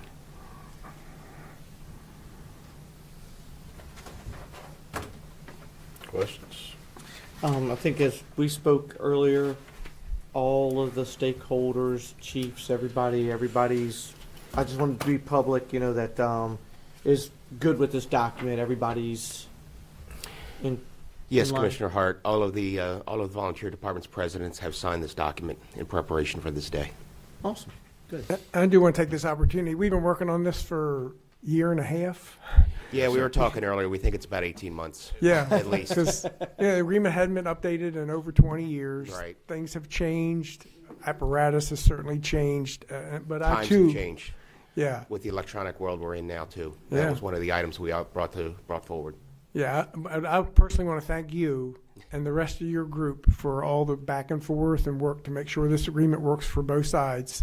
So it was a lot of time and effort. I just don't want anybody to think that this just happened last week. Right. I can't imagine it was easy at all. No, it was not. A lot of gray hair and some lost hair. Yeah, or maybe. Yeah. See, people don't know this, but Mr. Anderson had a full head of hair 18 Before this process started. Yeah. Terry and I have a common theme going. Yeah. Jim lost his a couple years before. I'm still holding on. I think it's really important that we did get this done. Everybody agrees to this agreement. It's just important for both sides. And I do want to say it was a collaborative effort for everybody. Both sides we had some back and forths, we had some negotiations, but at the end of the day, I think we brought something forward that both sides can agree to. Yeah. Appreciate all your efforts. Thank you, sir. Thank you. Thank you, All right. Crystal, very Thank much. you. Thank We know you. you had a lot of involvement in this as well, so. Mr. President, make a motion, staff requests the board review and if appropriate vote to approve the authorized board president to sign the updated master agreement and the updated apparatus grant agreement. Second. So we have a motion and a second. Discussion? None. Hearing none. All those in favor say aye. Aye. Opposed? Motion carries. Thank you. Thank you. Thank you. Appreciate it. Thanks again, Crystal. Thank you.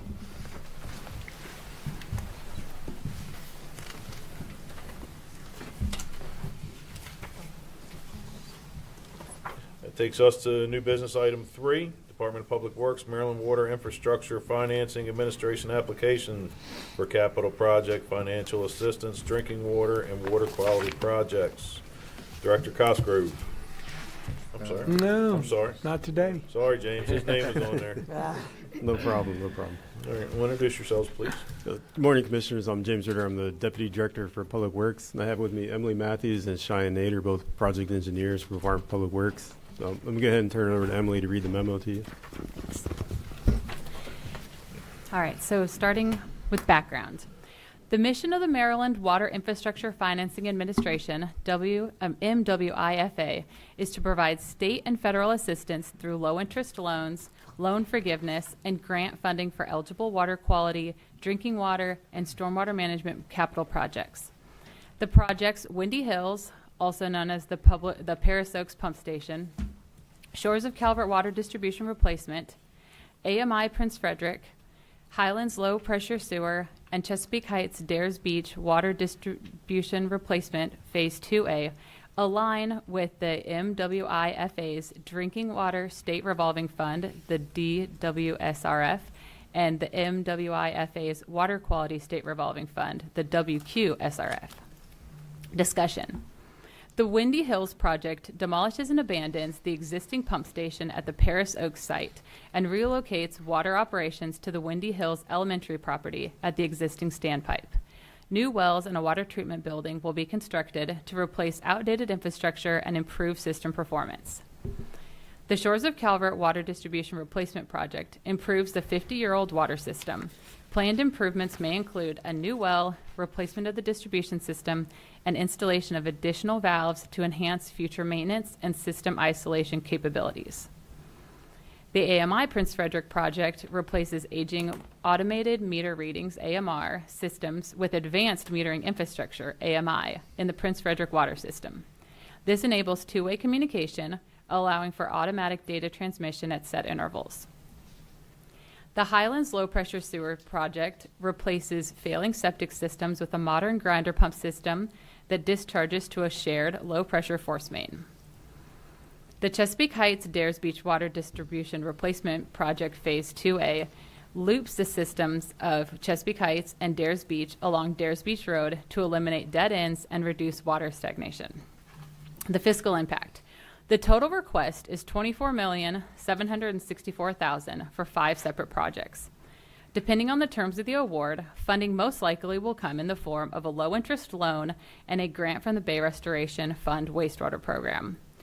The request by project is Windy Hills, $2.8 million, Shores of Calvert Water Distribution Replacement, $2,064,000, AMI Prince Frederick, $2 million, Highlands Low Pressure Sewer, $16,400,000, and Chesapeake Heights Dares Beach Water Distribution Replacement Phase 2A, $1.5 million. Conclusion and recommendation. The Department of Public Works, Water and Sewerage Division, requests that the Board of County Commissioners review and, if appropriate, ratify the Board President's approval and signature on the applications and approve the submission of the 5 Maryland Water Infrastructure Financing Administration applications for capital project financial assistance. Are there any questions? So is the remainder paid through the enterprise fund? Yes, sir. Okay, I figured so. I didn't see it in there. Yes. But I mean, I assume that. I didn't, the public wondering, what the remainder, that loan would be paid through. Correct, yes. In the enterprise fund, we budget to cover all the principal and interest required for the loans for our projects. Now, when a grinder pump is eliminated, will the citizens see that reflected on their bill? Did I read that right? Is this going to be elimination of some grinder pumps? No, the project for Highlands is looking at sewering that community, so moving from septics to sewer to the grinder pumps to go to public sewer. Okay, I'm sorry. So I did see that part wrong. Okay, so Yes, the sir. grinder pump's still in existence where they are, so there's no, okay. Just how that's gonna be implemented, be no need for that, is that correct? Or we'll take it to the grinder pump? Take it to a grinder pump. Okay, Yes, gotcha, sir. gotcha. So the Highlands project, that project still has some steps, right?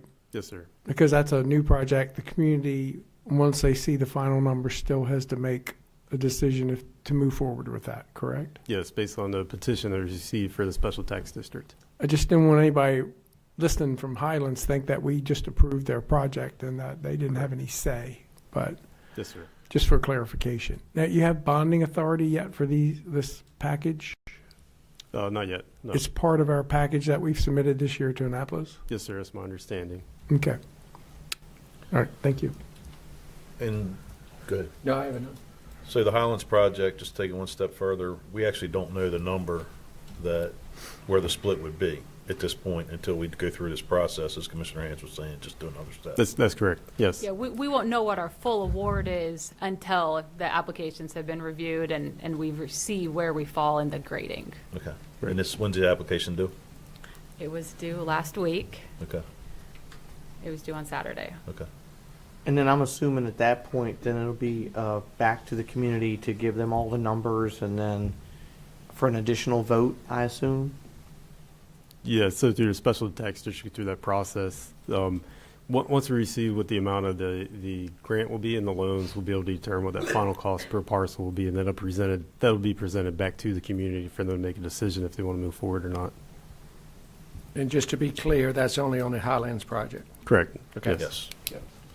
Highlands project's been going on for a while. Do they know that you're presenting this to us today? Yes, ma'am. Okay, or what kind of reception are you receiving from the community?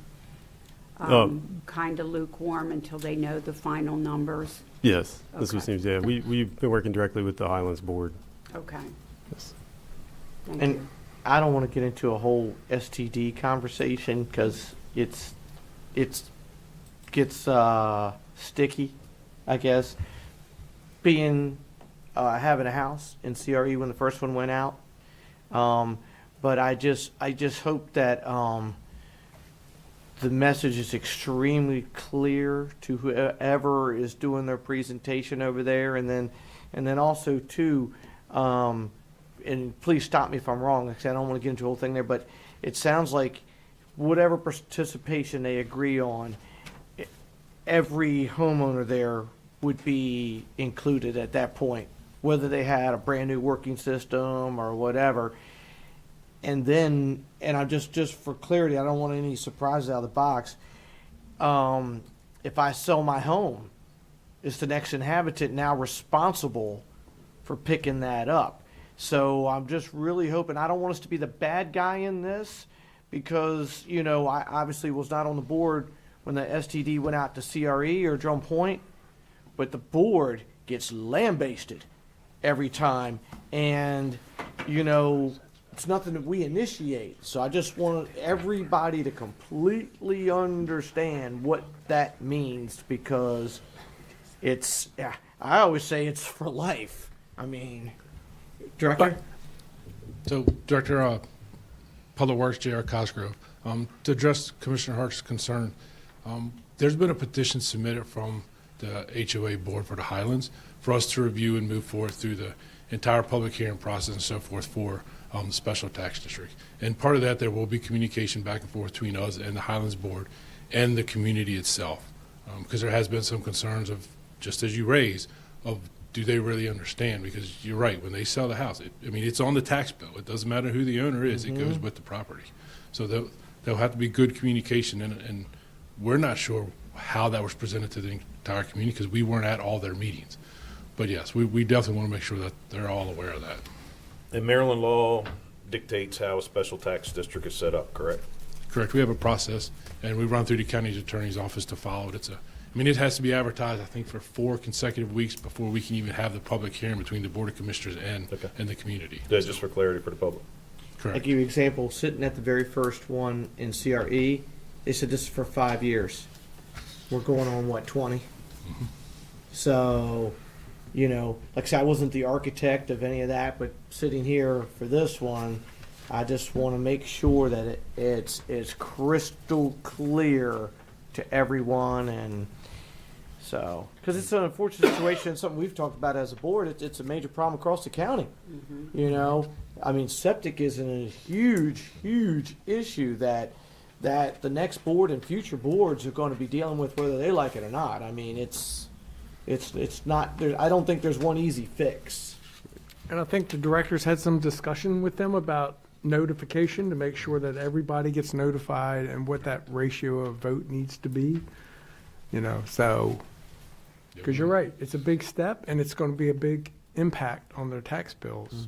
But the night we had the one public meeting up there, the one resident came forward and said she had just put in a brand new septic system, but she fully supported going to a water and sewer system because it was the right thing to do long-term for the whole community. So, Well, and also, you know, being on both sides of it, I've had it and not had it. This, you know, man, you go home, you flush that toilet and it gurgles. You know, I mean, you could be relocating out of your home for a while. I mean, it's a scary thing, and it's, you know, I had somebody hollering at me about water and sewer, and I said, but you wouldn't give it up, would you? And he said, no. So I just want everybody eyes wide open. You know. But what we're here for today is just to ratify the board president's signature for the grant submittal. Yeah. I didn't mean to that's take it. us on that. I just like so, but thank you. Thank you. A motion? Mr. President, I request the board review and, if appropriate, ratify the board's president approval and signature on the application and approve the submission of the 5 Maryland Water Infrastructure Financing and Administration MWIFA applications for the capital project financial assistance. second. So I have a motion and a second. Discussion? Hearing none. All those in favor say aye. Aye. Opposed? Motion carries. Thank you. Thank Thank you very We much. appreciate it.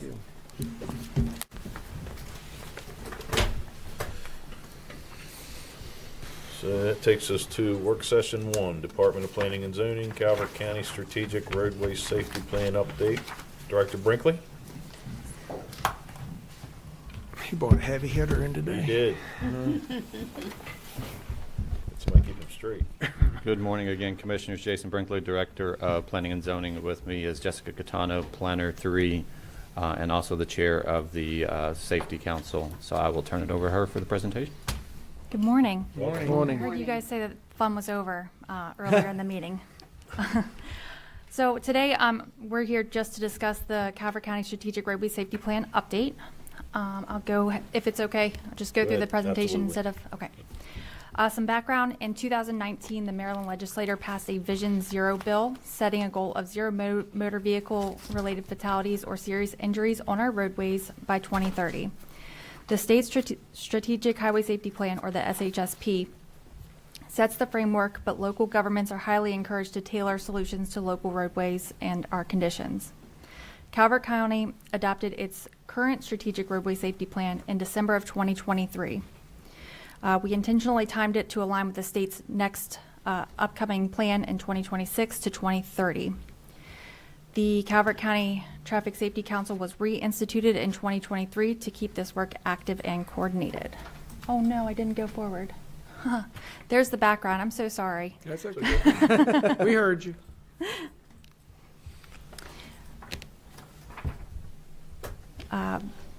So working together, data is the foundation of this plan and furthering solutions. We look at crashes, citations, roadway segments, and trends to help drive our decision making. We address roadway safety in this plan through our strong partnerships and the 4 E's, which are education, enforcement, engineering, and emergency services. None of these implementation methods work in isolation. The coordination across agencies is really what makes the greatest impact. Based on county crash and citation data, we identified 5 emphasis areas that we want to continue to focus on, which are speeding and aggressive driving, distracted driving, impairment, occupant protection, and vulnerable road users. And we really tailored our vulnerable road users to Calvert County roadways. Obviously, we have our younger demographic, our older demographic, but we're seeing ATVs, four-wheelers, farm equipment on our roads, so those are included in our plan as well. So very broadly, most of the strategies we have tried to apply for all of our emphasis areas. We utilize high visibility enforcement at identified high incident locations. This may be sobriety checkpoints or grant-funded behavior-specific enforcement campaigns.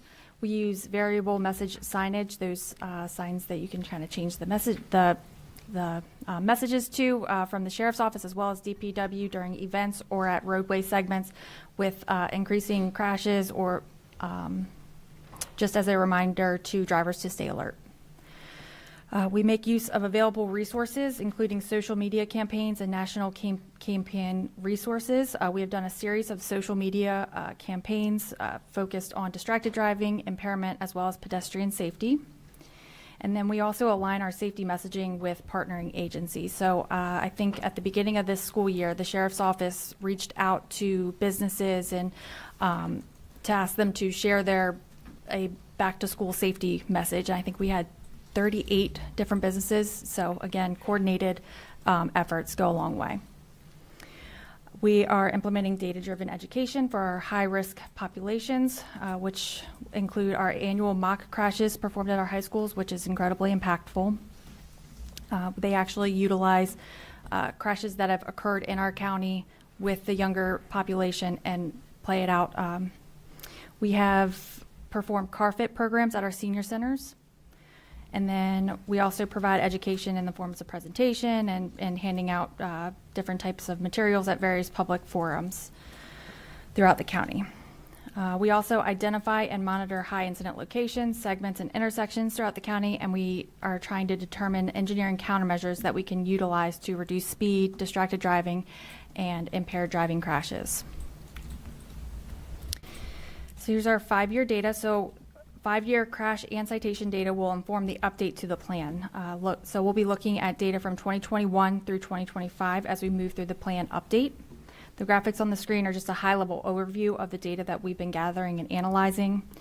And I just want to take a moment. Calvert County is leading the state with our crash data analysis due to a newer software that we've implemented within the last 6 to 8 months. It's actually called Crash Software. So instead of obtaining crashes and data from the state that's almost a year old, we have access to crash data, which is updated on a bi-weekly basis. This is allowing the county to be more proactive in our traffic safety decision-making and efforts. Who developed that program? Who developed it? Yeah. Cidian is the actual developer. Good. So Calvert, you don't realize how fortunate you are to have that current data. And when I was dealing with it, it was at least 2 to 3 year old data, if you were lucky. Oh, I realize it now because when I first stepped into this role, it was we did not have any type of real idea of what was happening on our roads unless we sat down and went through crash reports. But this is incredibly analytical and on the spot. Well, exactly. The mapping capabilities I can see that it's given you is phenomenal. Yep. You can see on the screen, the fatalities are in red, and I mean, it's really no surprise, but where most of our fatalities are occurring. And do we share that data with any driving school people or for the youngsters? We haven't, no. I'm trying to get the driving schools to participate in the Traffic Safety Council, so that's a goal of mine this year. But we do have the public school system. The transportation has come to the table, so that's a step for us. Do the schools still bring the wrecked car in and stuff like that? Yes, that's our mock crashes. Yes. Yeah, that was huge seeing that as a kid going, ooh, The Chesapeake Region Safety Council is instrumental in doing that, but there's multiple departments that go into making those days happen. Yep. Especially, I would imagine our fire departments and EMSs would. Absolutely. Our sheriff's office, state police. Yeah. I think we even have somebody from the funeral home who drives up and. Really? Yes. Yeah. It's. Because sheriff's office still does. Don't they still do the demonstrations and stuff like that with some of that, or they do. So, they do. They go right through the arrest. From the crash scene to usually it's an impaired driver of some sort, whether it be drugs or alcohol. They make the arrest, funeral home comes in, takes the deceased. Mercy. They've come a long ways from when you were in school, Mike, as you can imagine. Yeah. It's so fearful when you, I always tell, what are you laughing for over there? But you know, when I have one getting ready to get his license, and I'm always telling him, I'm like, I don't worry about you. You worry about Everyone else. Yeah. Yeah. Yeah. Yep. Jason acts like we're not that far in age, No comment. Sorry, but everybody's impressed with your data. Thank you. Yeah, it is. It's incredible. Thank you. Thank you. So on top of that, Calvert is consistently praised by the state and other agencies for coordinating and implementing our efforts. So the Traffic Safety Council has been a highlight. I've gone to and presented at other traffic safety councils throughout the state. So I think we're doing good work. Over the last 5 years, there have been a total of 5,110 reported crashes. As we dig into the data for our strategic roadway safety plan, we'll be focusing mainly on fatal and serious injury crashes. So over the past 5 years, we've had a total of 46 fatal injury crashes and 213 serious injury crashes. Of these, I didn't really get into it on the slide, but we are seeing a pretty notable spike in the month of June. We'll be also including a section that identifies high incident locations to our plan in our update, so we can track those areas in more detail over the next couple of years. In September, we did sprinkle a couple questions into the community survey that CMR does, and again, nothing earth-shattering that we didn't already know. The participants, they travel considerable distance for daily activities, and their roadway priorities are focused on traffic congestion, but second would be traffic safety. And this is just preliminary, kind of getting some feedback from the community. Specific safety concerns, they're concerned about aggressive driving, distracted driving, and speeding for the most part. So behavioral driving behavior is a much more concern than infrastructure issues when it comes to safety. Okay, so next steps. Today we're just going to continue to meet regularly for the Traffic Safety Council. We are going to begin initiating public outreach to hold public informational sessions as we begin updating the plan. And I just wanted to let you guys, the commissioners, know that we also have updated a webpage on the Calvert County website that has 2025 data if you wanted to go take a look at it. So utilizing the data that we'll be updating in this plan as well. So today we're just seeking the approval to move forward with the strategic roadway safety plan update and continued support. Thank you. Thank you. Thank you. When's your next meeting? March. I have an email ready to go out right after I said, hey, I went to the board and let's get this going. So, Good. Yes. All right. Hopefully I'll see you there. Yes. Great. You'll get the email. Thank you. Thank you. Good. Thank you, Commissioners. Thank you. Do we need a motion? Go ahead with the motion. Hold on. It is requested that the board support the staff while updating the Calvert County Traffic Safety Council Strategic Roadway Safety Plan. Second. So I have a motion and a second that the board support staff while updating the Calvert County Traffic Safety Council's Strategic Roadway Safety Plan. Discussion? Hearing none, all those in favor say aye. Aye. Opposed? Motion carries. Thank you. Thank you. Thank you. Brinkley. Thank you. Takes us to work session 2, Department of Planning and Zoning, proposed text amendments to the Calvert County zoning ordinance. Mr. Brinkley. Well, I hope it's still a good morning, Commissioners. So far. It was. Once again, Jason Brinkley, Director of Planning and Zoning. With me to my right is Beth Rimmer, who is the Division Chief for the Zoning and Permitting Division, and also joining me up here is Will Hager, who will Planner 3, who will be walking through the presentation. We do have several text amendments to get through. It may help with a flow for us to walk through the presentation and then to circle back on ones that we may want to drill down further on, and I'm assuming there will be a few of those that we want to have more in-depth conversation. So And with Mr. that, President, no vote today, strictly work session. Yes. that's correct, Commissioner. It's just a work session just to Let get the feedback public on. hear it, get a chance for some public feedback.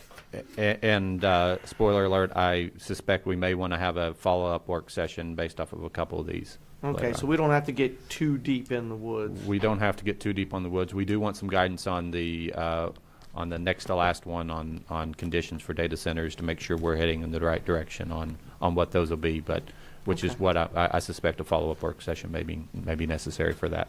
So I'll turn it over to Will to walk through the presentation. All right. Thank you, Jason, and good morning, commissioners. And Good morning. like Jason was saying, we've got quite a few text amendments to get through today, so I'm going to try to keep this moving. Bless you. So we'll first begin with some background. A comprehensive rewrite and update of the zoning ordinance was adopted and came into effect March 1st of last year, with additional text amendments adopted September 30th of last year. And text amendments are being proposed to address recent changes made to state law, as well as outstanding issues not addressed with the recent zoning ordinance update and text amendments. So our first text amendment today, TA 2601, this is the amendment to bring the county in line with recent updates to the state forest conservation law. And before we get into what's changing with the law, I first want to be clear about what we're talking about. The forest conservation requirements essentially are trees that are required to be planted, preserved, or some combination of both for development projects on lots or parcels 40,000 square feet or greater with a number of exemptions. So most of the changes that we're discussing associated with this text amendment are part of Senate Bill 526, passed in 2023, which are required to be, by the state to go into effect by July 1st of this year. The most significant of which is a complete overhaul of the reforestation requirements that are, so that going forward, required reforestation is set at 1 acre of forest planted for every acre of forest removed. There is an exception for priority funding areas that are not also identified as a priority for retention, and those areas required reforestation is set at a 1/2 acre of forest planted for every acre of forest removed. And for the construction of multifamily housing consisting of a single structure containing at least 25 units, the required reforestation is set at a 1/4 acre of forest planted for every acre of forest removed. So this replaces the forest conservation threshold policy currently in place, where the reforestation ratio is set at a 1/4 acre of forest planted for every acre removed until a certain percentage of forest on the site is removed, after which the ratio is flipped to 2 acres of forest planted for every acre removed. So in one sense, this new policy simplifies the reforestation ratio. 1 acre planted for every acre removed is something everyone can understand. But in effect, this will result in a significant increase in the amount of reforestation required for development projects, broadly speaking. Another change is in the scope of what's considered a priority for retention, which has been expanded. For example, forest suitable for interior dwelling species is now considered a priority for retention under the new regulations. According to mapping done by the state, this would include the majority of forest in the county. So that reduced reforestation ratio for priority funding areas might not be able to be applied as much as you think. And any unforested riparian buffers on the site are required to be forested. Solar energy generating systems are exempt from afforestation, but not from reforestation requirements. And if clearing occurs in a priority retention area, public written comments must be allowed prior to approval. And if 75% or more of the priority retention area on a site is cleared, verbal comments must be allowed as well.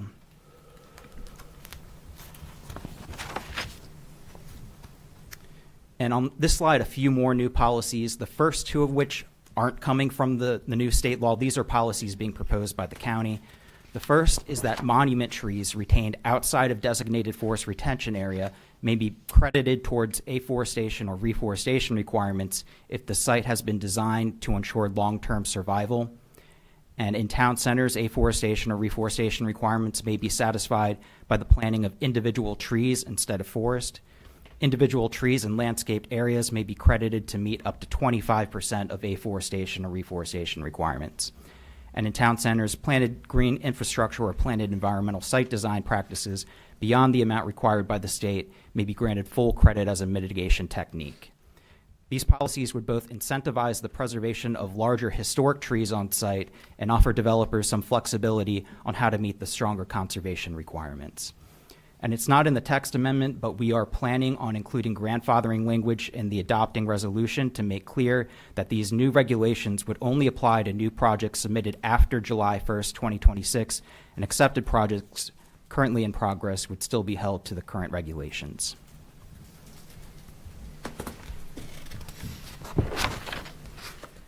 Moving on to the next text amendment, TA 2602. This would exempt land owned or leased and developed by the county or Board of Education from the zoning ordinance unless state or federal law requires compliance. Board of Education properties are already exempt. The amendment just clarifies that. And this is a policy that's fairly common in other jurisdictions. For example, this is the policy in Charles, Anne Arundel, and Prince George's County, to name a few. And it's something that would save the county both time and money. Next amendment, TA 2603, removes tenant house as a separate use in the use article and use tables and instead includes it within the definition of dwelling accessory to a residence. So going forward, the conditions for dwelling accessory to a residence would be the conditions applied to tenant homes. And current conditions for tenant homes, such as counting tenant homes towards the permitted density of the property and that the property consists of a minimum 25 acres, would no longer apply. Moving on to text amendment 2604, this amendment is being proposed to bring the county in line with the state's new ADU law. House Bill 1466 states that any local law requiring additional parking for ADUs shall provide a waiver process from the parking requirements. We currently require one off-street parking space for an ADU.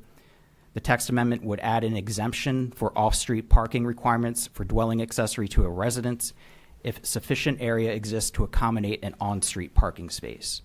In the state's ADU Policy Task Force final report, Best Practices section for parking requirements, one of its recommendations is to develop parking requirements for ADUs that consider or factor into decision-making whether sufficient curb area exists to accommodate on-street parking. So we believe that the text drafted is in line with recommendations from that report's Best Practices section for parking requirements.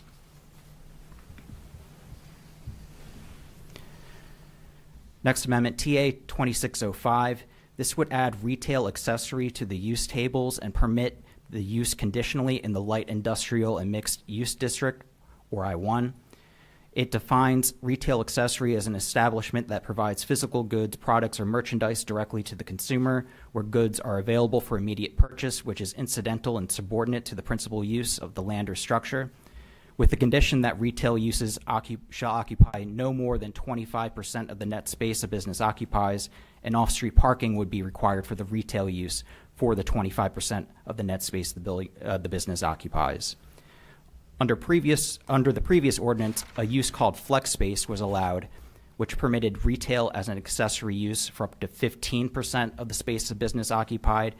That use was removed from the ordinance during the zoning ordinance update due to issues with developments that were permitted under that use, in particular in regard to parking. You might recall that we also received a written comment from the Department of Economic Development towards the end of the zoning ordinance update process that requested that we add a retail accessory use specifically to address the loss of flex space in the I-1 district.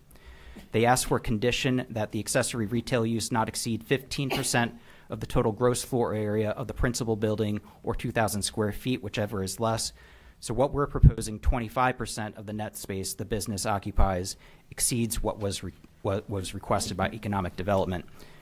So introducing this retail accessory use and allowing it in the light industrial and mixed use district fills the void caused by the removal of the flex space use and does so in a way that addresses parking.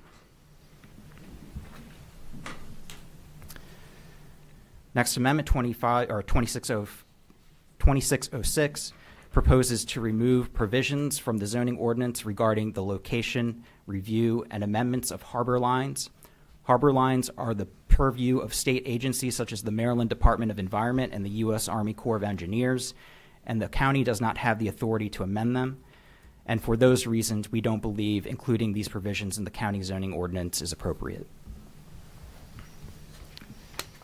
So Text Amendment 2607 didn't make the final cut and won't be included in this round of text amendments. So we're going to move on to Text Amendment 2608, which proposes some changes to sign regulations. Some of these are just amendments clarifying existing policies, like that outside town centers, only signs in the rural commercial and employment center districts need to comply with the appearance code of the nearest town center, and that the Planning Commission or its designee may grant approval of a master sign plan. There are two substantive changes proposed with this amendment. One is allowing home occupations one freestanding sign not to exceed 4 square feet in size and 6 feet in height without requiring a sign permit. This is being proposed to streamline and simplify processes for reviewing and approving home occupations.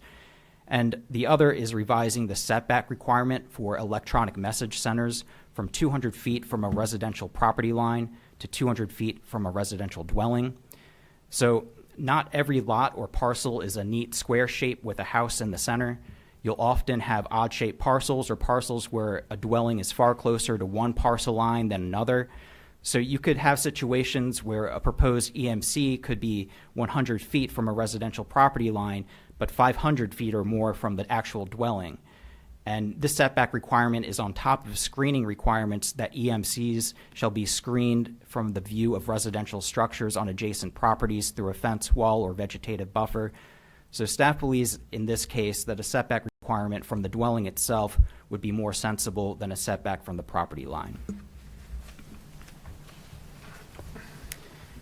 TA 2609 revises sidewalk requirements so that developments in the industrial districts I-1 and I-2 may be exempted upon written request that includes justification that the development be served, that the development to be served would not require sidewalks in its day-to-day operation unless the proposed roads are a thoroughfare to residential development or public serving businesses or amenities. This requirement will not be waived if existing sidewalk infrastructure is present on adjacent lots or parcels. Currently, sidewalks are required along both sides of any proposed road.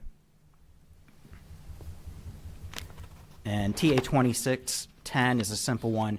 It revises bike rack installation requirements so that they would apply only in town centers. TA 2611 restores the side and rear setback reduction policy for town centers, commercial and industrial districts, and non-residential development from the old ordinance. Just to be clear, what this amendment is proposing is not new. It's proposing to reinstate the county's policy that was in place up until February of last year prior to the zoning ordinance update. This policy allows setbacks to be reduced to 0 feet for adjacent properties under the same ownership, and setbacks may also be reduced to 0 feet by the Planning Commission administrator or its designee if the adjoining property is zoned town center, employment center, rural commercial, marine commercial, I-1 or I-2, if emergency vehicle access and maintenance are properly addressed, and screening in accordance with the landscaping requirements is determined to be adequate. And for clarification, this does not include uses that have setbacks specified as conditions for the use. And this was a policy that was removed during the draft zoning ordinance during the update process, but it's one that staff believes should not have been removed. TA 2612 proposes to remove additional setback requirements for automobile filling station and automobile repair or service shop. Currently, setbacks for automobile filling stations require that no building or structure be located within 80 feet of a parcel with a residential building or active residential building permit, and no variances to reduce these setbacks are permitted. In Lusby and Solomon's Town Centers, the minimum setback is 150 feet, and in Owings Town Center, it is 150 feet if there is a convenience store or eating establishment. Current setbacks for automobile repair or service shop require that no building or structure be located within 150 feet of a parcel with a residential building or active residential building permit, and no variances to reduce these setbacks are permitted, except in Prince Frederick Town Center, where the minimum setback is 80 feet. Staff believe these setbacks are too restrictive. To give an example, the automobile filling station and convenience store currently proposed to be expanded and remodeled in Owings Town Center is adjacent to two fairly large farm parcels. There are currently no residential dwellings on those properties, but if there had been an old farmhouse on just one of those properties, these conditions would have potentially killed that project or at least put it on hold until we did a text amendment. In addition, if you look at other counties in the region, St. Mary's or Charles, they don't have increased setbacks for specific for uses like automobile filling stations and convenience stores.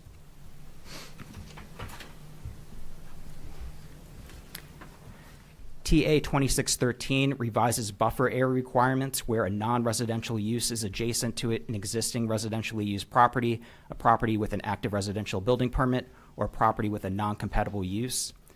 In the zoning ordinance update, these buffer area requirements were increased from a minimum 20-foot wide buffer with a single row of canopy or evergreen and understory tree plantings to a minimum 40-foot wide buffer with 2 staggered row of evergreen tree plantings. This text amendment would limit the new 40-foot buffer requirement to uses like solar energy generating systems, commercial power generating systems, and data centers. Essentially, staff has concerns that the expanded 40-foot buffer requirement will become an impediment for commercial development and want to limit it to specific uses where it's justifiable.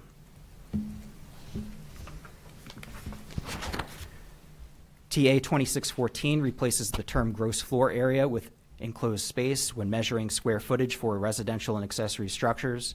The definition of the term gross floor area doesn't include interior parking spaces, so it doesn't include garages, and that can become an issue as garage space is often converted into living space in the future with or without pulling permits.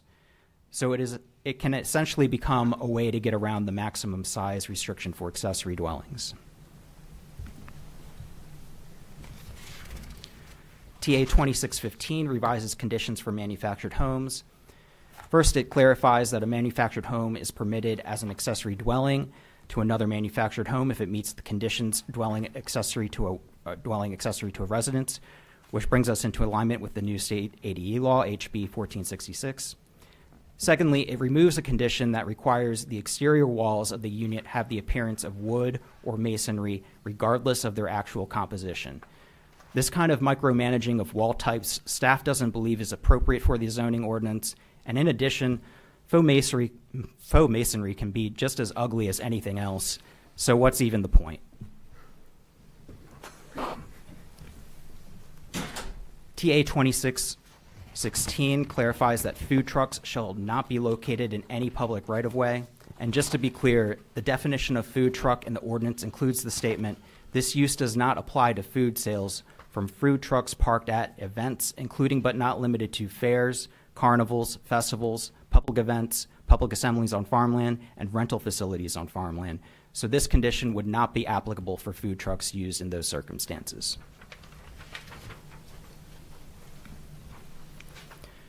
TA 2617 is a minor revision to the definition of personal services. In the list of typical uses included within the definition, health club is replaced with personal training services.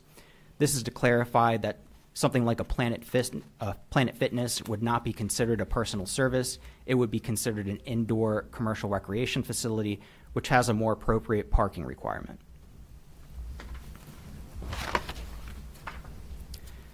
TA 2618 restores a condition for office and medical offices in the Village District of St. Leonard Town Center that the combined gross floor area of the use is limited to 5,000 square feet.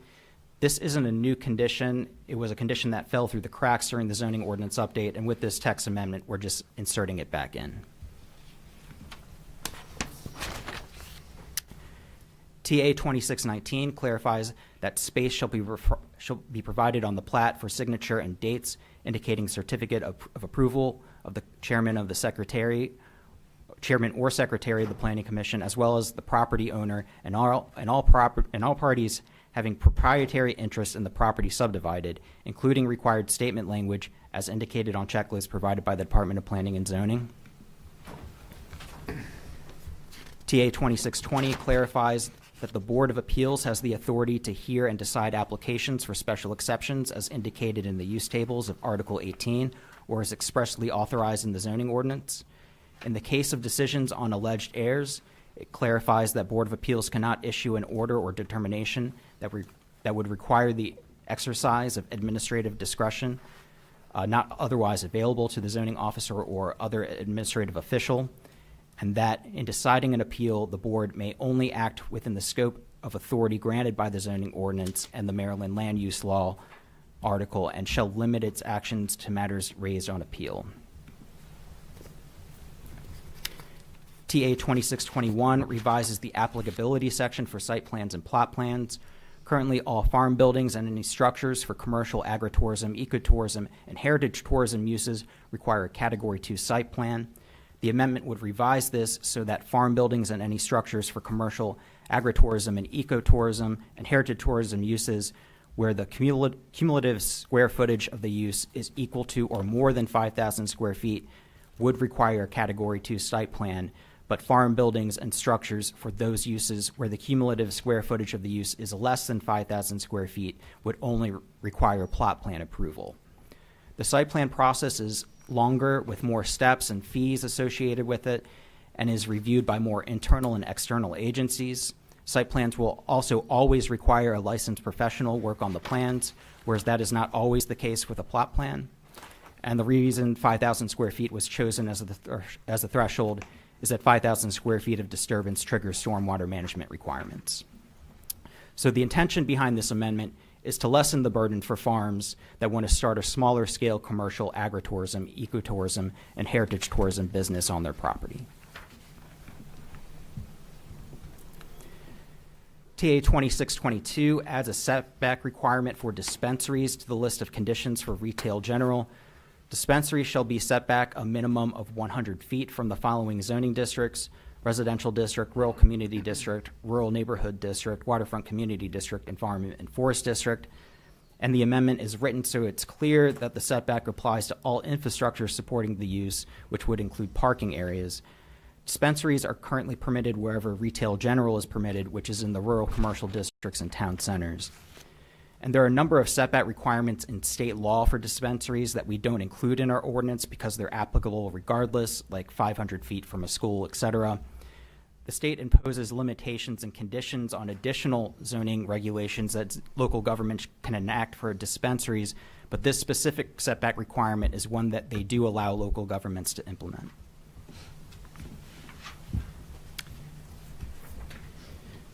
And that brings us to TA 2623. Per BOC's directive from the regular work session on January 28th, staff has prepared this amendment, which includes the following conditions for data centers. Requires any cooling system using water to be a closed-loop system. Prohibits groundwater well drilling to supply water for cooling purposes. Requires the collection and reuse of rooftop stormwater runoff for cooling where a water-based cooling system is proposed. And the applicant or owner shall be responsible for the full cost of all on-site and off-site public infrastructure improvements required, and all stationary generators shall be certified to meet U.S. EPA Tier 4 final emission standards or equivalent emissions performance. And I believe there'll be more discussion on this in a couple weeks. And finally, that brings us to TA 2624, which would allow up to 2 family conveyance lots per eligible parcel for a limited time. The policy would have a sunset date of March 1st, 2028. After the sunset date, no more than 1 family conveyance lot would be permitted. And this is comparable with how exception lots were addressed in the zoning ordinance update, which sunset March 1st of 2027. And just a few things I'd like to clear up on family conveyance. There seems to be a misconception out there that under the old ordinance, we allowed 3 family conveyance lots per eligible parcel. That isn't accurate. I'll quote the policy from the old ordinance. The number of conventional lots calculated in section 1-02D4 may be doubled for the creation of family conveyance lots. However, no more than 7 lots, family conveyance and conventional lots, may be created. So under the old ordinance, conventional density was the density permitted without the purchase of TDRs, which for most districts was 1 dwelling unit per 20 acres. So, for example, on a 100-acre parcel under the old regulations, if conventional density permitted 5 lots, you could be allowed up to 2 family conveyance lots because 5 plus 2 equals 7. We also took a look at family conveyance regulations in 8 other Maryland counties: St. Mary's, Charles, Anne Arundel, Hartford, Cecil, Baltimore, Queen Anne's, and Prince George's. Only 3 out of the 8 counties allow bonus density family conveyance lots outside of the critical area. Of those 3 counties, 2 of them allow 1 bonus family conveyance lot. 1 county allows up to 2 bonus family conveyance lots limited to their watershed community district. That same county allows up to 5 family conveyance lots limited to their general industrial district where single-family dwellings aren't otherwise permitted. The policies within the critical area were a little bit different, but not by much. 4 out of the 5 counties allow bonus density family conveyance lots inside the critical area, 1 or 2 bonus family conveyance lots permitted depending on the acreage. And just to be clear, under the old ordinance for Calvert County, the maximum number of family conveyance lots permitted in the critical area was 2, not 3. I can quote directly from the old ordinance: after subtracting out the tidal wetlands, a parcel that is 12 acres or more or less and 12 acres or more and less than 60 acres in size may be subdivided into 3 lots. 2 of the lots shall be intrafamily transfer lots and shall be recorded as such. Intrafamily transfer is the term the critical area law uses for family conveyance. So I apologize. I know that was a lot, but I hope that that clears up some of the confusion out there on the old family conveyance policies and how we compare to other counties in the state.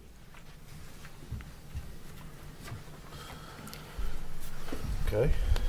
So that concludes my portion of the presentation. Thankfully, Do we need to bring oxygen? Are you ready? maybe some water too. Yeah, it's getting So a you little ready dry. for our portion now? Is everybody still awake? Yeah. Oh yeah. Let's go. Are you ready? Let's do it. Question, Commissioner Grasso, you want to start? Yes, on number 24, that is going to sunset in 2028, the family conveyance. And I would like to see, let's just not put that in practice and have a couple of years go by and then we sunset. I'd like the public, at least quarterly, that we put something out reminding them that it is going to sunset in 2028, so they have an opportunity to be reminded and say, oh, I need to get on that. You know what I'm saying? And Commissioner, I think that's part of the feedback we heard when adopting the new ordinance, because we pretty much, I'll use the word flip the switch. I mean, we pretty much changed that without any grace period, which is, we're trying to allow that now, because there were some people that planned on doing it. So this was the way to do that. But I know there has been some comments about whether 2028 makes sense. By the time we adopt this, you're less than 2 years, so maybe it would be 2029 would be a better date. But I think your point is whatever that date is, that we need to make sure the public's fully aware that that is the deadline. Definitely. And as far as, let me see, the additional data center conditions, that's probably something that we're going to bring out, and that's probably going to be a moving target, so as to speak. That's kind of how I started this this item is. We drafted these in a way to address the concerns and the direction given by the BOCC at the last meeting. But we would like to see if we're heading in the right direction that you guys want to head, but also especially on conditions like requiring closed loop and not allowing open loop. Our understanding is it's more fluid than that. There's not always a clear line between closed and open. There's hybrid systems out there. There's also implications that if you say it has to be closed loop, those typically or often require more power. So are you opening up another issue if you require it? I think staff would like to draft a couple of examples of how to meet your goals that are maybe a little different than what is being presented today. And partially because this technology is ever changing. I mean, this is bleeding edge technology, and having bright line rules on a changing technology may make them quickly outdated, and we want to find a way to draft this that gives you guys the maximum amount of authority over a ever-evolving technology. Yeah, I'd like to see the negatives and the positives, or the pros and cons. And my request, and if you guys if you all so choose, would be to come back in a couple of weeks with an additional work session specifically on this one, and if there's any others that y'all would like to address too as we continue to drill down on those conditions. I think that's the responsible way to go. Thank you. Commissioner Hart. Yes, sir. So I know they're two different industries, but obviously data centers dominate the land. I don't even think 2 years ago I've heard as much discussion on a business as I have that. But I remember when the LNG facility was all done and the public actually thought they had input. I remember going to those meetings and they were done. I mean, they were really just informational for the folks. But I heard all this, they have to do this, they have to do that.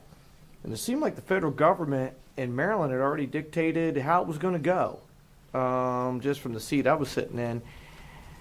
I don't think we're really going to know how restrictive we're going to be able to be until we see what Maryland says this year. I think this year is very important up in Annapolis. There's a lot of data discussion talk. You're seeing it all through the state, not just Calvert County. Prince George's County, everywhere is having a data discussion. I don't know.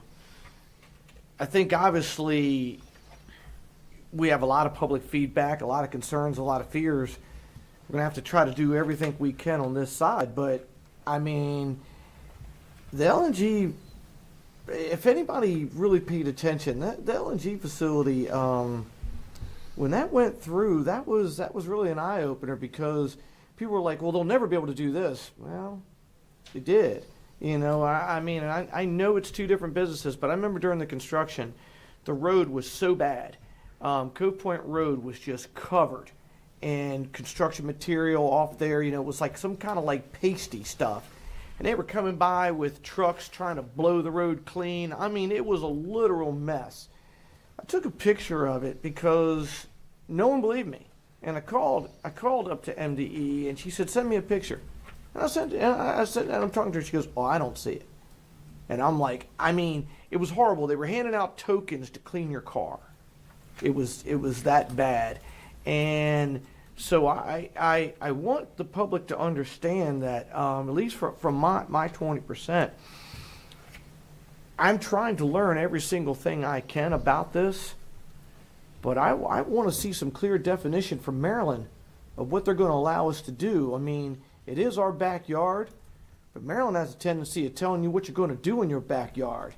And once an MDE permit is accepted and a FERC permit is accepted, I was always taught when I got here, you can be more restrictive, but that's a play on words too, because, and you stop me, county attorney, please, I always say it to John all the time, and Jason, I know you have a legal background, but I believe they're going to set the guidelines.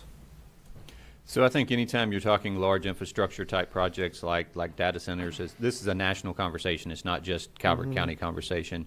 You always run the risk of either state or federal preemption when it comes to regulations, and it's hard to tell exactly what that's going to be, but that's always a factor out there. Is that local zoning or local laws could be preempted at the state or even the federal level? I can go back to many different things since I've been here. We have a text amendment in here about the marijuana facilities. We asked that question 10 years ago. We said the federal government said it's a CDS. How can we be required to tell planning and zoning to issue a permit when the federal government says it's against the law? We had the state come in and the state gave us presentations and we asked and asked and asked, please give us guidance, because the federal government is telling us no. And the state's saying, well, we're telling you yes. And so nobody wanted to take responsibility of that. And so I got people stopping me in the grocery store. Mike, don't let it come. People walking in the store. Mike, I don't know. I'm going to have that decision given to me. I've tried to tell everybody I am trying to learn as much as everybody else and be as open-minded as everything, but there's already talk in Annapolis. I believe there's a bill for a moratorium. So you know, I really, really hope that, and anybody can say anything. A business can say, I'm going to do this, I'm going to do that. But I'm really hoping if it becomes a reality for here, that there's true guidance through the state and federal government of what they will allow, what they require, and giving us what we can impose on our side. So I think it's great to have this discussion. Just to be honest to folks out there, I don't know what teeth it has. I mean, and I'm just trying to be as honest as I know how to be. I don't think anybody wants an environmental issue, and I definitely want to do what the will of the people say. You know, it's not my decision. It's what my community's saying. But I just, for full transparency, since we're talking about this, I really hope, because let's be honest, they've kicked tires in every jurisdiction in this state. I really hope that the day that we're sitting here going, data centers coming, there's somebody from the state of Maryland standing here too. So, just my 20%. Thank you. Commissioner Hance. Oh, well, I'm glad to see you're addressing family conveyance, because that's always been an issue of contention in the ag community about, you know, people believe they are entitled to certain lots, and that discussion's been going for at least 20 years about family conveyance lots. So anything you can do to tighten up that language so people have clarity is important. And as Commissioner Grasso said, it's a little hard to put a hard date in here when we don't know we're going to have final adoption. You know, I would look at just putting a timeline after adoption, 2 years after adoption, or whatever timeline you think is necessary, instead of putting a hard date, because we know how things go. The process gets delayed or whatever, and just it would make it a little cleaner moving forward if you just had the extension time in there based on whenever it's adopted. Understood. And, you know, the data center stuff, you know, that was my motion, just trying to make sure that whether we have teeth or not, Mike, you know, we're just trying to be prepared based on what we've learned, what we're hearing from the community, try to put some parameters in place. And since that week, you know, I've had some discussions with Director Brinkley, and he's correct. You know, sometimes you have to be careful. You have too much detail in a text amendment, and you don't allow for increased efficiency. So we don't want to put ourselves in a box where we say you have to have this if there's something better out there. So I'm certainly open to any suggestions.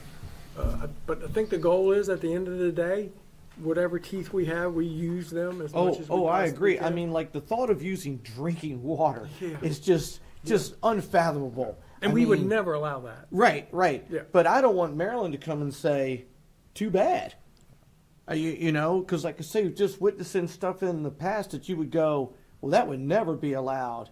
So I'm truly, truly hoping, I mean, anybody that would sign off on using drinking water is a fool.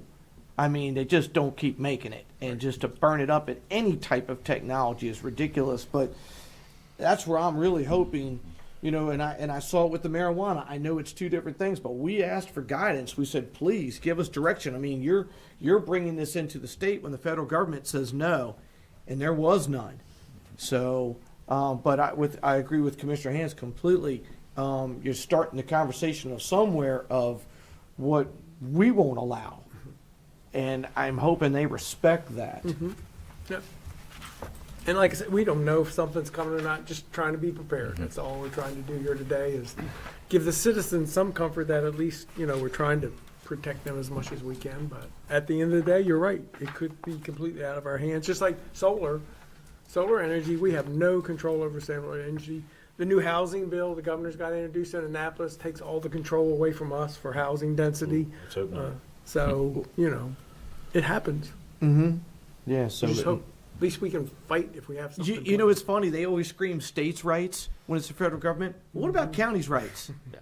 Like I was going to tease you. Now I'm not letting it go. I saw the thing with the bike racks or something like that. I mean, first thing I go, is that some Montgomery County rule or something like that? I mean, Calvert County has to talk about a bike rack on a car. Is that what that is? No, it's not on cars. It's not on cars. It's that in front of a business to make sure they're not impeding other walkways and parking. Gotcha. Okay, I saw that and I'm like, bike Because I racks? thought the first thing, Mike, when I read, I thought, why are we regulating how a bike rack's installed on a car? You know, dummy. It's Yeah, not yeah. cars. Well, I mean, nothing surprises you anymore. So, It's only for liquor stores. yeah, I know exactly, as it should be. You know, but, so yeah, I mean, it's just over my time, I've just seen that one size doesn't fit all. But for some reason, 3 jurisdictions in this state don't care about that. And to me, you know, if it's in their backyard, that's fine, but it never is. It's always in the rural county's backyard. And this is nothing at any business, but I remember, and please stop me if I'm wrong, I believe when LNG was first fishing, weren't they fishing around Baltimore? And it didn't fit or what have you or whatever, but it fit here.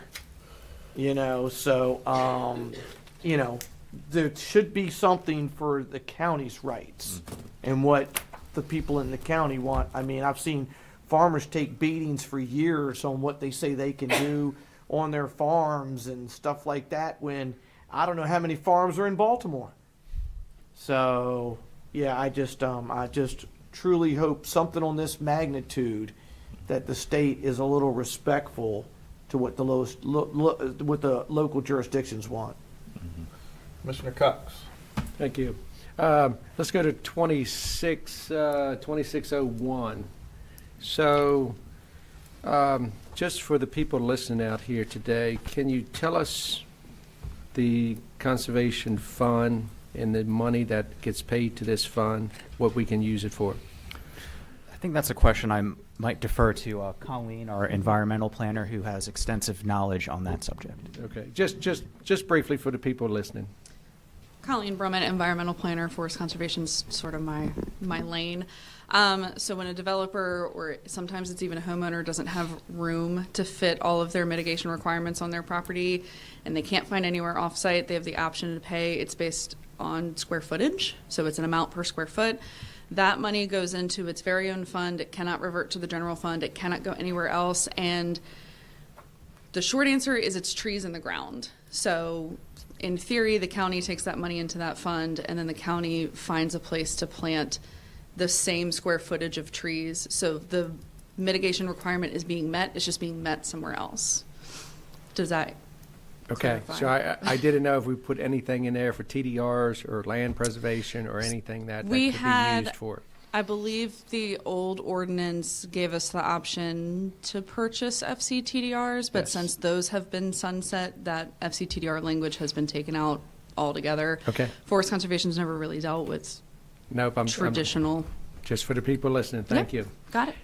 Will, can you clear up the solar? Is that state-driven, the 2 different percentages of solar on my place in your presentation? Can you clear that up? Is that state-driven, or are we You're putting talking that about the in bullet solar farm, and it was 2 different mandates for that? Is that state-driven, or is that something? Yeah, we everything put on in? that first slide, that's all state-driven. Okay, I just correct. want people listening out there to know that that's being driven down through the state.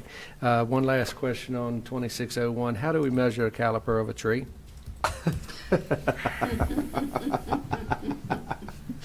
So there's 2 different measurements that have been used historically for trees, and there's something called DBH, which used to stand for diameter breast height, which is 4.5 feet off the ground. Caliper is more of like a nursery landscaping term, and that's 2 inches above the root collar. Okay. Which is basically 2 And I know inches it's been above ground addressed a level. couple different times, and I don't know why we aren't clearing it up now, because on page of definition, it says diameter of a tree 2 inches off the ground, and in another section, it's 4.5 feet off the ground. So, you know, if we're trying to clean up, and I think that's something we need to take a look at and clean up while we're looking at it. Sure. We will do so. Thank you. And as far as data centers, I think the direction that we went last Tuesday, I know I think you all know our direction with the sensitive of the bay and the river close to proximity.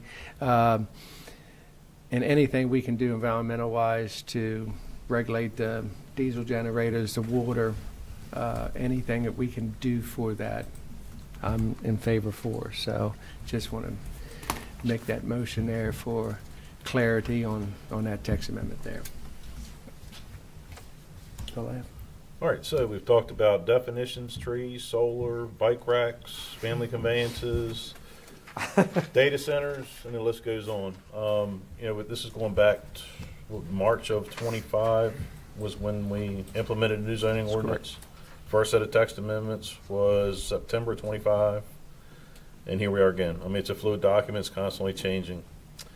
As far as the data center text amendment goes, as Director Brinkley said, I mean, this is cutting-edge technology. It's constantly changing, and our main concerns here, as Commissioner Cox just touched on, is anything that's environmentally going to affect our county.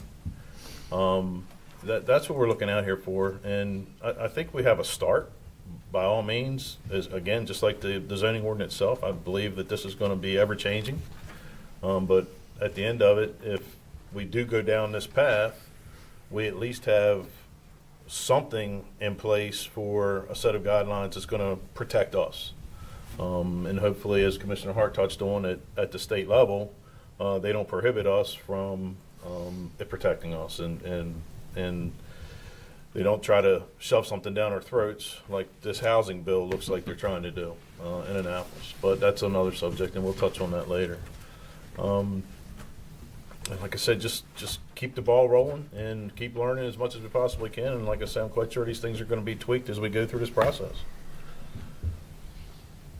Thank you all for your time. This is a work session, as we talked about earlier. There's no motion, and I think you have the direction, and keep moving forward. So, Commissioners, our plan is to be back in 2 weeks to further discuss that particular amendment and those conditions and talk potential options. All right. Thank you, Commissioners. Thanks. Thank you. Thank you. Appreciate it. Thank you. What done.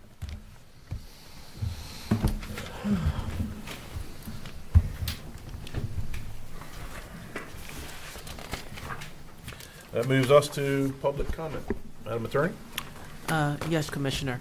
To maintain decorum, the Board of County Commissioners adheres to established procedure rules first adopted in 1989 that are applied in a viewpoint-neutral way only to genuinely disruptive or threatening behavior. As an invited speaker addressing topics pertaining to county government, please observe the following guidelines. 1, all remarks and conduct must be respectful and refrain from personal attacks, inflammatory language, or disruptive behavior. 2, prior to commencing your remarks, please state your full name for the record. 3, individual speakers are allocated 2 minutes. Designated representatives speaking on behalf of an organization or group are allotted 5 minutes. And 4, individuals seeking to influence governmental decisions are categorized as lobbyists and are required to register with the Ethics Commission prior to their engagement with the board. Is anyone present or wants to comment? Madam Clerk, do we have anyone? We do have one person online. The last 4 digits are 6954. Please at this time unmute yourself if you would like to give public comment.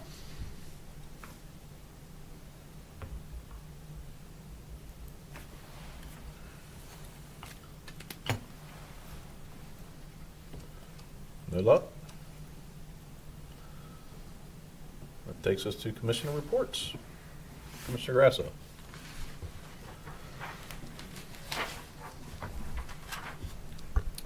Okay, as you know, we had a big snow, and I'd like to thank Public Works, Public Safety, and Emergency Management. Also, when I couldn't get out, because I live down a country road, so I had to call in for my last meeting, our administrator, our deputy administrator, and the head of Public Works, J.R. Cosgrove, were all over this county, driving around, and I think conditions that they shouldn't have been driving in, but they were checking out different areas to see if we need additional snow removal. Also, since the snow, I've been in Montgomery County, Anne Arundel County, and PG County. hands down, kudos to all of you. You did a fabulous job. I was in Prince George's County, and all of a sudden my lane went into another lane, and I almost hit a car, and there was no indication it was going to happen. I visited a brother in Bethesda. It was absolutely awful up there, so kudos to Calvert County. Also, we lost our first pediatrician in Calvert County, Dr. Raja Hawit. He died and was buried this past Saturday. He was pediatrician to our 3 children. I would go in there as a young mother, half dead, along with our children, and he'd say, "Mom, sit up here." And he'd examine me. I'd walk out with a prescription right along with the children. He really in part taught me to be a mother as well. Raised 3 great kids along with his wife Elise. 2 are physicians in the county. So keep the Hawit family in your prayers, please. On the 29th, I attended a retirement for Lieutenant Bradford. It was a great retirement party. Great words were said about him. And also I was able to tour the detention center. I'd been there, but I'd never toured it, and it was definitely an education. On the 2nd of February, I spoke at the Patuxent Club in Asbury. On the 3rd, I spoke to the Republican Women Leaders of Calvert. That's my home club. Made my announcement that I'm running again there. It's a dynamic group of women who've contributed to the county. On the 4th of February, I attended the Jefferson Patterson Park monthly meeting, and the 5K that was going to be Hot for Chocolate run on February 14th has been canceled because there's still considerable snow on the ground, and this impacts parking of 800 to 1,000 runners. And on the 5th of February, I attended a Taste of Maryland Agriculture up in Hanover, and the Hall of Fame inductees this year were the Wayne McGinnis family of Baltimore County. It was a great event, and I got to eat so many raw oysters. I was so happy. Thank y'all. Commissioner Hance. So I too attended the Taste of Maryland event, and crowd was a little light this year, but as Commissioner Grasso says, the food's always good. It's a good time to catch up with old friends from around the state. Unfortunately, we didn't have much participation from Calvert County, but that's just the way things are going today. Also, I went to the Republican Central Committee meeting last week, had a lot of questions about data centers, of course, and budget and those kinds of things, but I came out alive without an ambulance, so that worked out pretty well. Last Friday night, I attended the Baptist Church Sportsman's Dinner down here just below Prince Frederick. It's always a great event. They have, this year, they have a new pastor there at the church whose name escapes me right now, but in the past, they've been serving prime rib, which is a really good dinner, but this year they had brisket and ribs. And apparently the new pastor they have is a grill master, because it was some excellent brisket and ribs. That's an art, too, to do brisket. And when you see that pink smoke ring deep into that meat, you know. He did an excellent job cooking, and as always, it was a great crowd, a great time. Saturday was youth hunt, the waterfowl youth hunt, which due to weather conditions, a lot of hunts got canceled. We did host some young hunters at Swan Farms. The outcome wasn't very good, but the kids still had a good time. And every year, Tommy Howes, Justin Howes, I'm going to forget somebody, but there's a group of people that have started an organization called Hunting for Jacob, which was created after the death of Tommy's son, Jacob, who loved to hunt.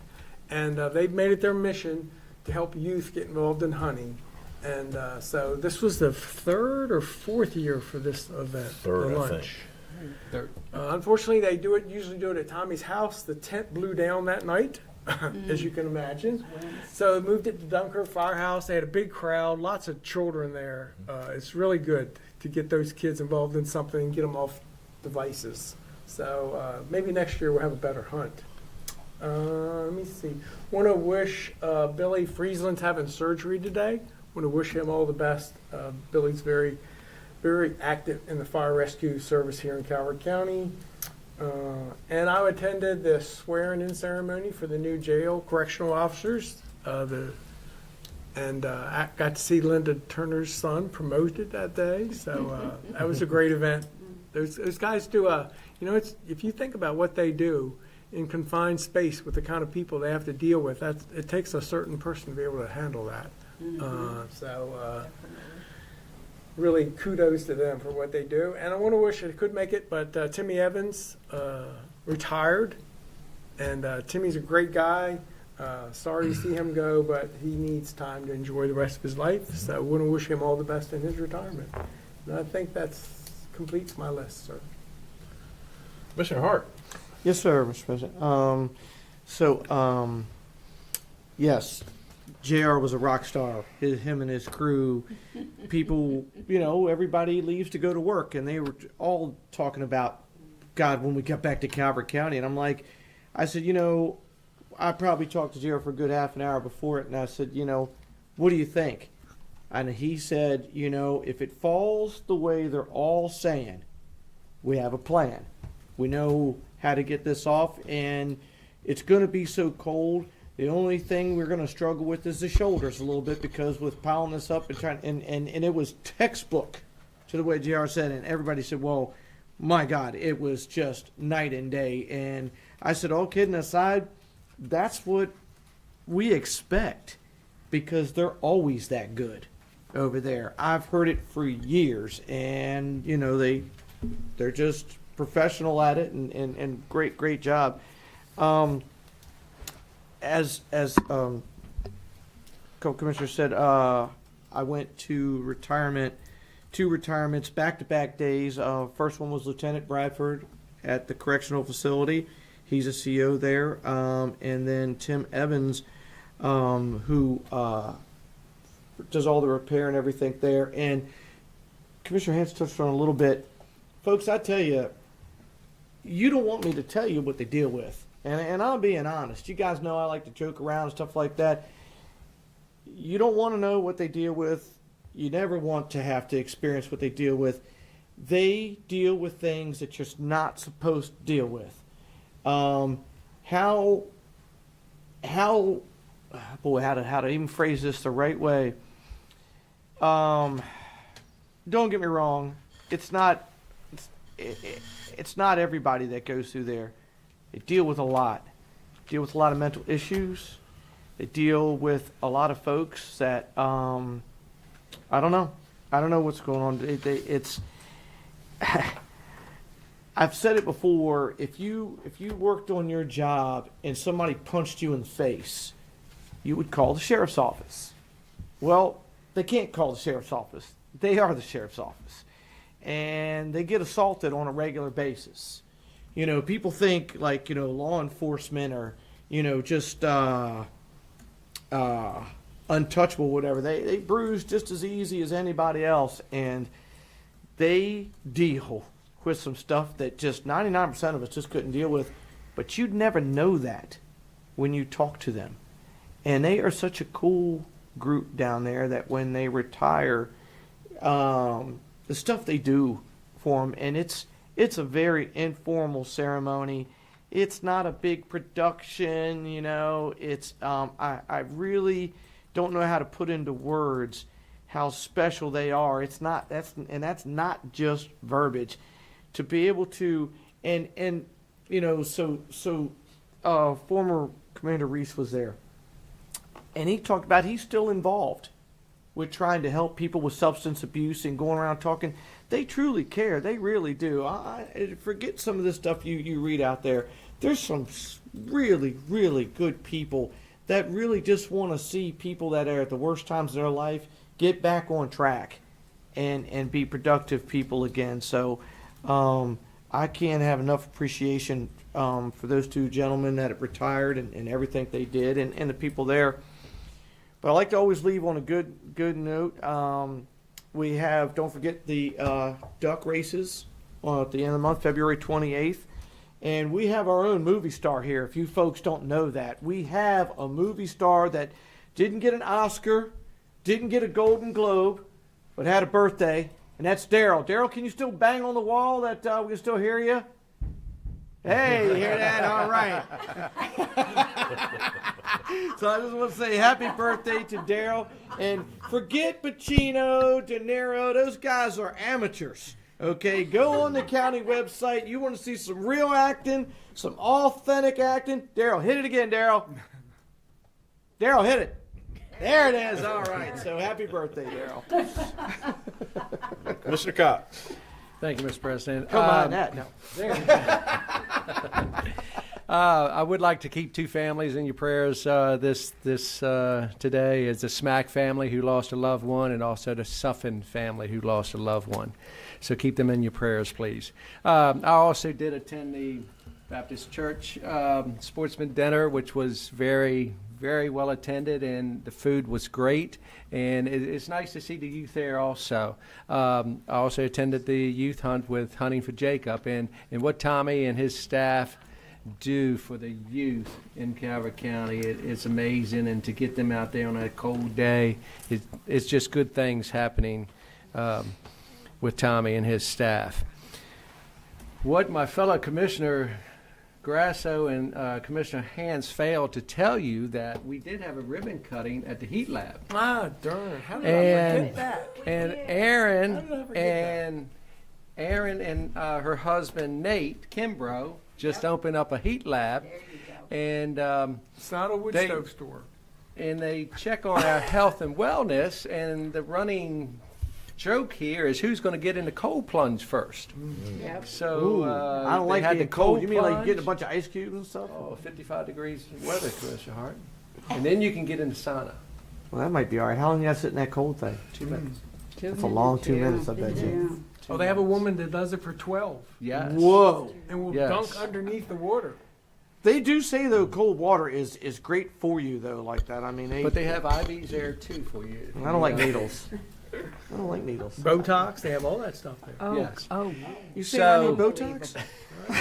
Unbelievable. So we did have a One-stop ribbon shop. cutting, and it's a lot of science behind what they do. So check them out. It's very entertaining, and Commissioner Cox, also add that the people there are professionals. yes, They yes, are. they have a PA on staff, and yes, very professional. Last thing I have is, remember Valentine's Day is this Saturday, so guys, remember your candy for your wives and girlfriends. They got theirs. Thanks, Katie. Thanks, Steve. Y'all have Saved everybody again, Katie. have a great day. Have a great day. Job security. So Calvert County has definitely lost a lot of icons. Dr. Wheat, as Commissioner Grasso said, he would go the extra mile. Oh, He my really gosh. would, every time. I can hear him now. Colby, Colby, Colby. What is wrong with you? He had that real hard accent. But he was the pediatrician for a lot of kids in the county. Jerry from Jerry's Seafood, unfortunately he passed away. Ray from Ray's Pier in Benedict, he left us. As Commissioner Cox said, Tommy Smack, who lived on the sharp turn on Wilson Road for as long as I can remember. We lost him. Sheriff Adrian Joy, he passed away. So it's been tough. Like, this cold winter, and it's been hard on people. As I touched on earlier, Commissioner Cox, he attends all the Mako bill releases and has a lot of conversations surrounding those. You want to talk about the housing bill real quick, just so people are... It's just a housing bill it's a governor's bill that's coming down through the counties. We all don't like it. I think what they're trying to do is one shoe fits all counties, and that's what we're trying to distinguish between the counties. Is let us put a little bit of legislation in there to fit our county. I believe there's already like 17 amendments to that particular bill. Yes. But keep an eye on it. Read it. Go research it. Send letters. Do whatever you have to do. It's not a good thing for our county. we have a great county. I think we need to do everything we can to keep it that way. Senate Bill 36. And it would not be good for our county because every person sitting up here was elected because they were opposed to high density. This will bring high density. I also attended the Hunting with Jacob event, the community involvement. He's had multiple donations, and he has a lot of support. It's great to see them putting a spin on that way. I was not here for the retirements of Phil and Timmy Evans. I was actually traveling 3,500 miles across our country. With that being said, it wasn't until we got to Virginia that I saw my first terribly aggressive driver, about probably 8 miles on the other side of the Woodrow Wilson Bridge. Made my blood pressure go up. It was actually pretty good until then. But I did get to see Death Valley, Grand Canyon, Hoover Dam, Amarillo, Texas, Oklahoma City, Memphis, which the only thing in Memphis for me was the Bass Pro Shop. You can keep the rest of it. You didn't go see Graceland? No, we were there overnight, just a quick stop. But the Bass Pro Shop, if you're ever in Memphis, is definitely worth going to. Amazing. It is. No steak or ribs? It is. No. No. Actually, no. I did have ribs in Memphis, but I didn't exactly feel safe where we were eating the ribs, to be quite honest with you. Okay. But anyhow, it was glad to get home. Very, very happy to be home. Night to Remember is Saturday night. House of Grace is sponsoring that. If anybody wants to make donations, whether it be dress clothes donations or whatever, again, that's a special needs prom type atmosphere. And House of Grace in Lusby is sponsoring that. They're right around the corner from Commissioner Hart's place. Congratulations to all the CTA Skills USA participants. They brought up this morning, I believe, that first, second, and third were all from Calvert CTA for the fire rescue EMS side of things. But there was a lot of gold medals, silver medals, bronze medals earned by other Calvert students. So all of them will go to states, and from states we normally have some go to nationals. So, but the CTA continues to do a great job with their programs. That's all I have. Glad to be home. Do we have a motion? Yes, Mr. President. I move that we recess to closed session pursuant to general provisions, Article Section 3-305, 1B1I, to discuss the employment, assignment, promotion, discipline, demotion, compensation, removal, resignation, or performance evaluation of appointees, employees, or officials over whom the board has jurisdiction. Number 2B/4, to consider the matter that concerns a proposal for a business or industrial organization to locate, expand, or remain in the state. Second. A motion and a second to go to executive session to discuss what Commissioner Cox put in his motion. Any discussion? Hearing none. All those in favor say aye. Aye. Opposed? Motion carries. Thank you, everybody. Have a great Thank day. you. Have a great week. Good day.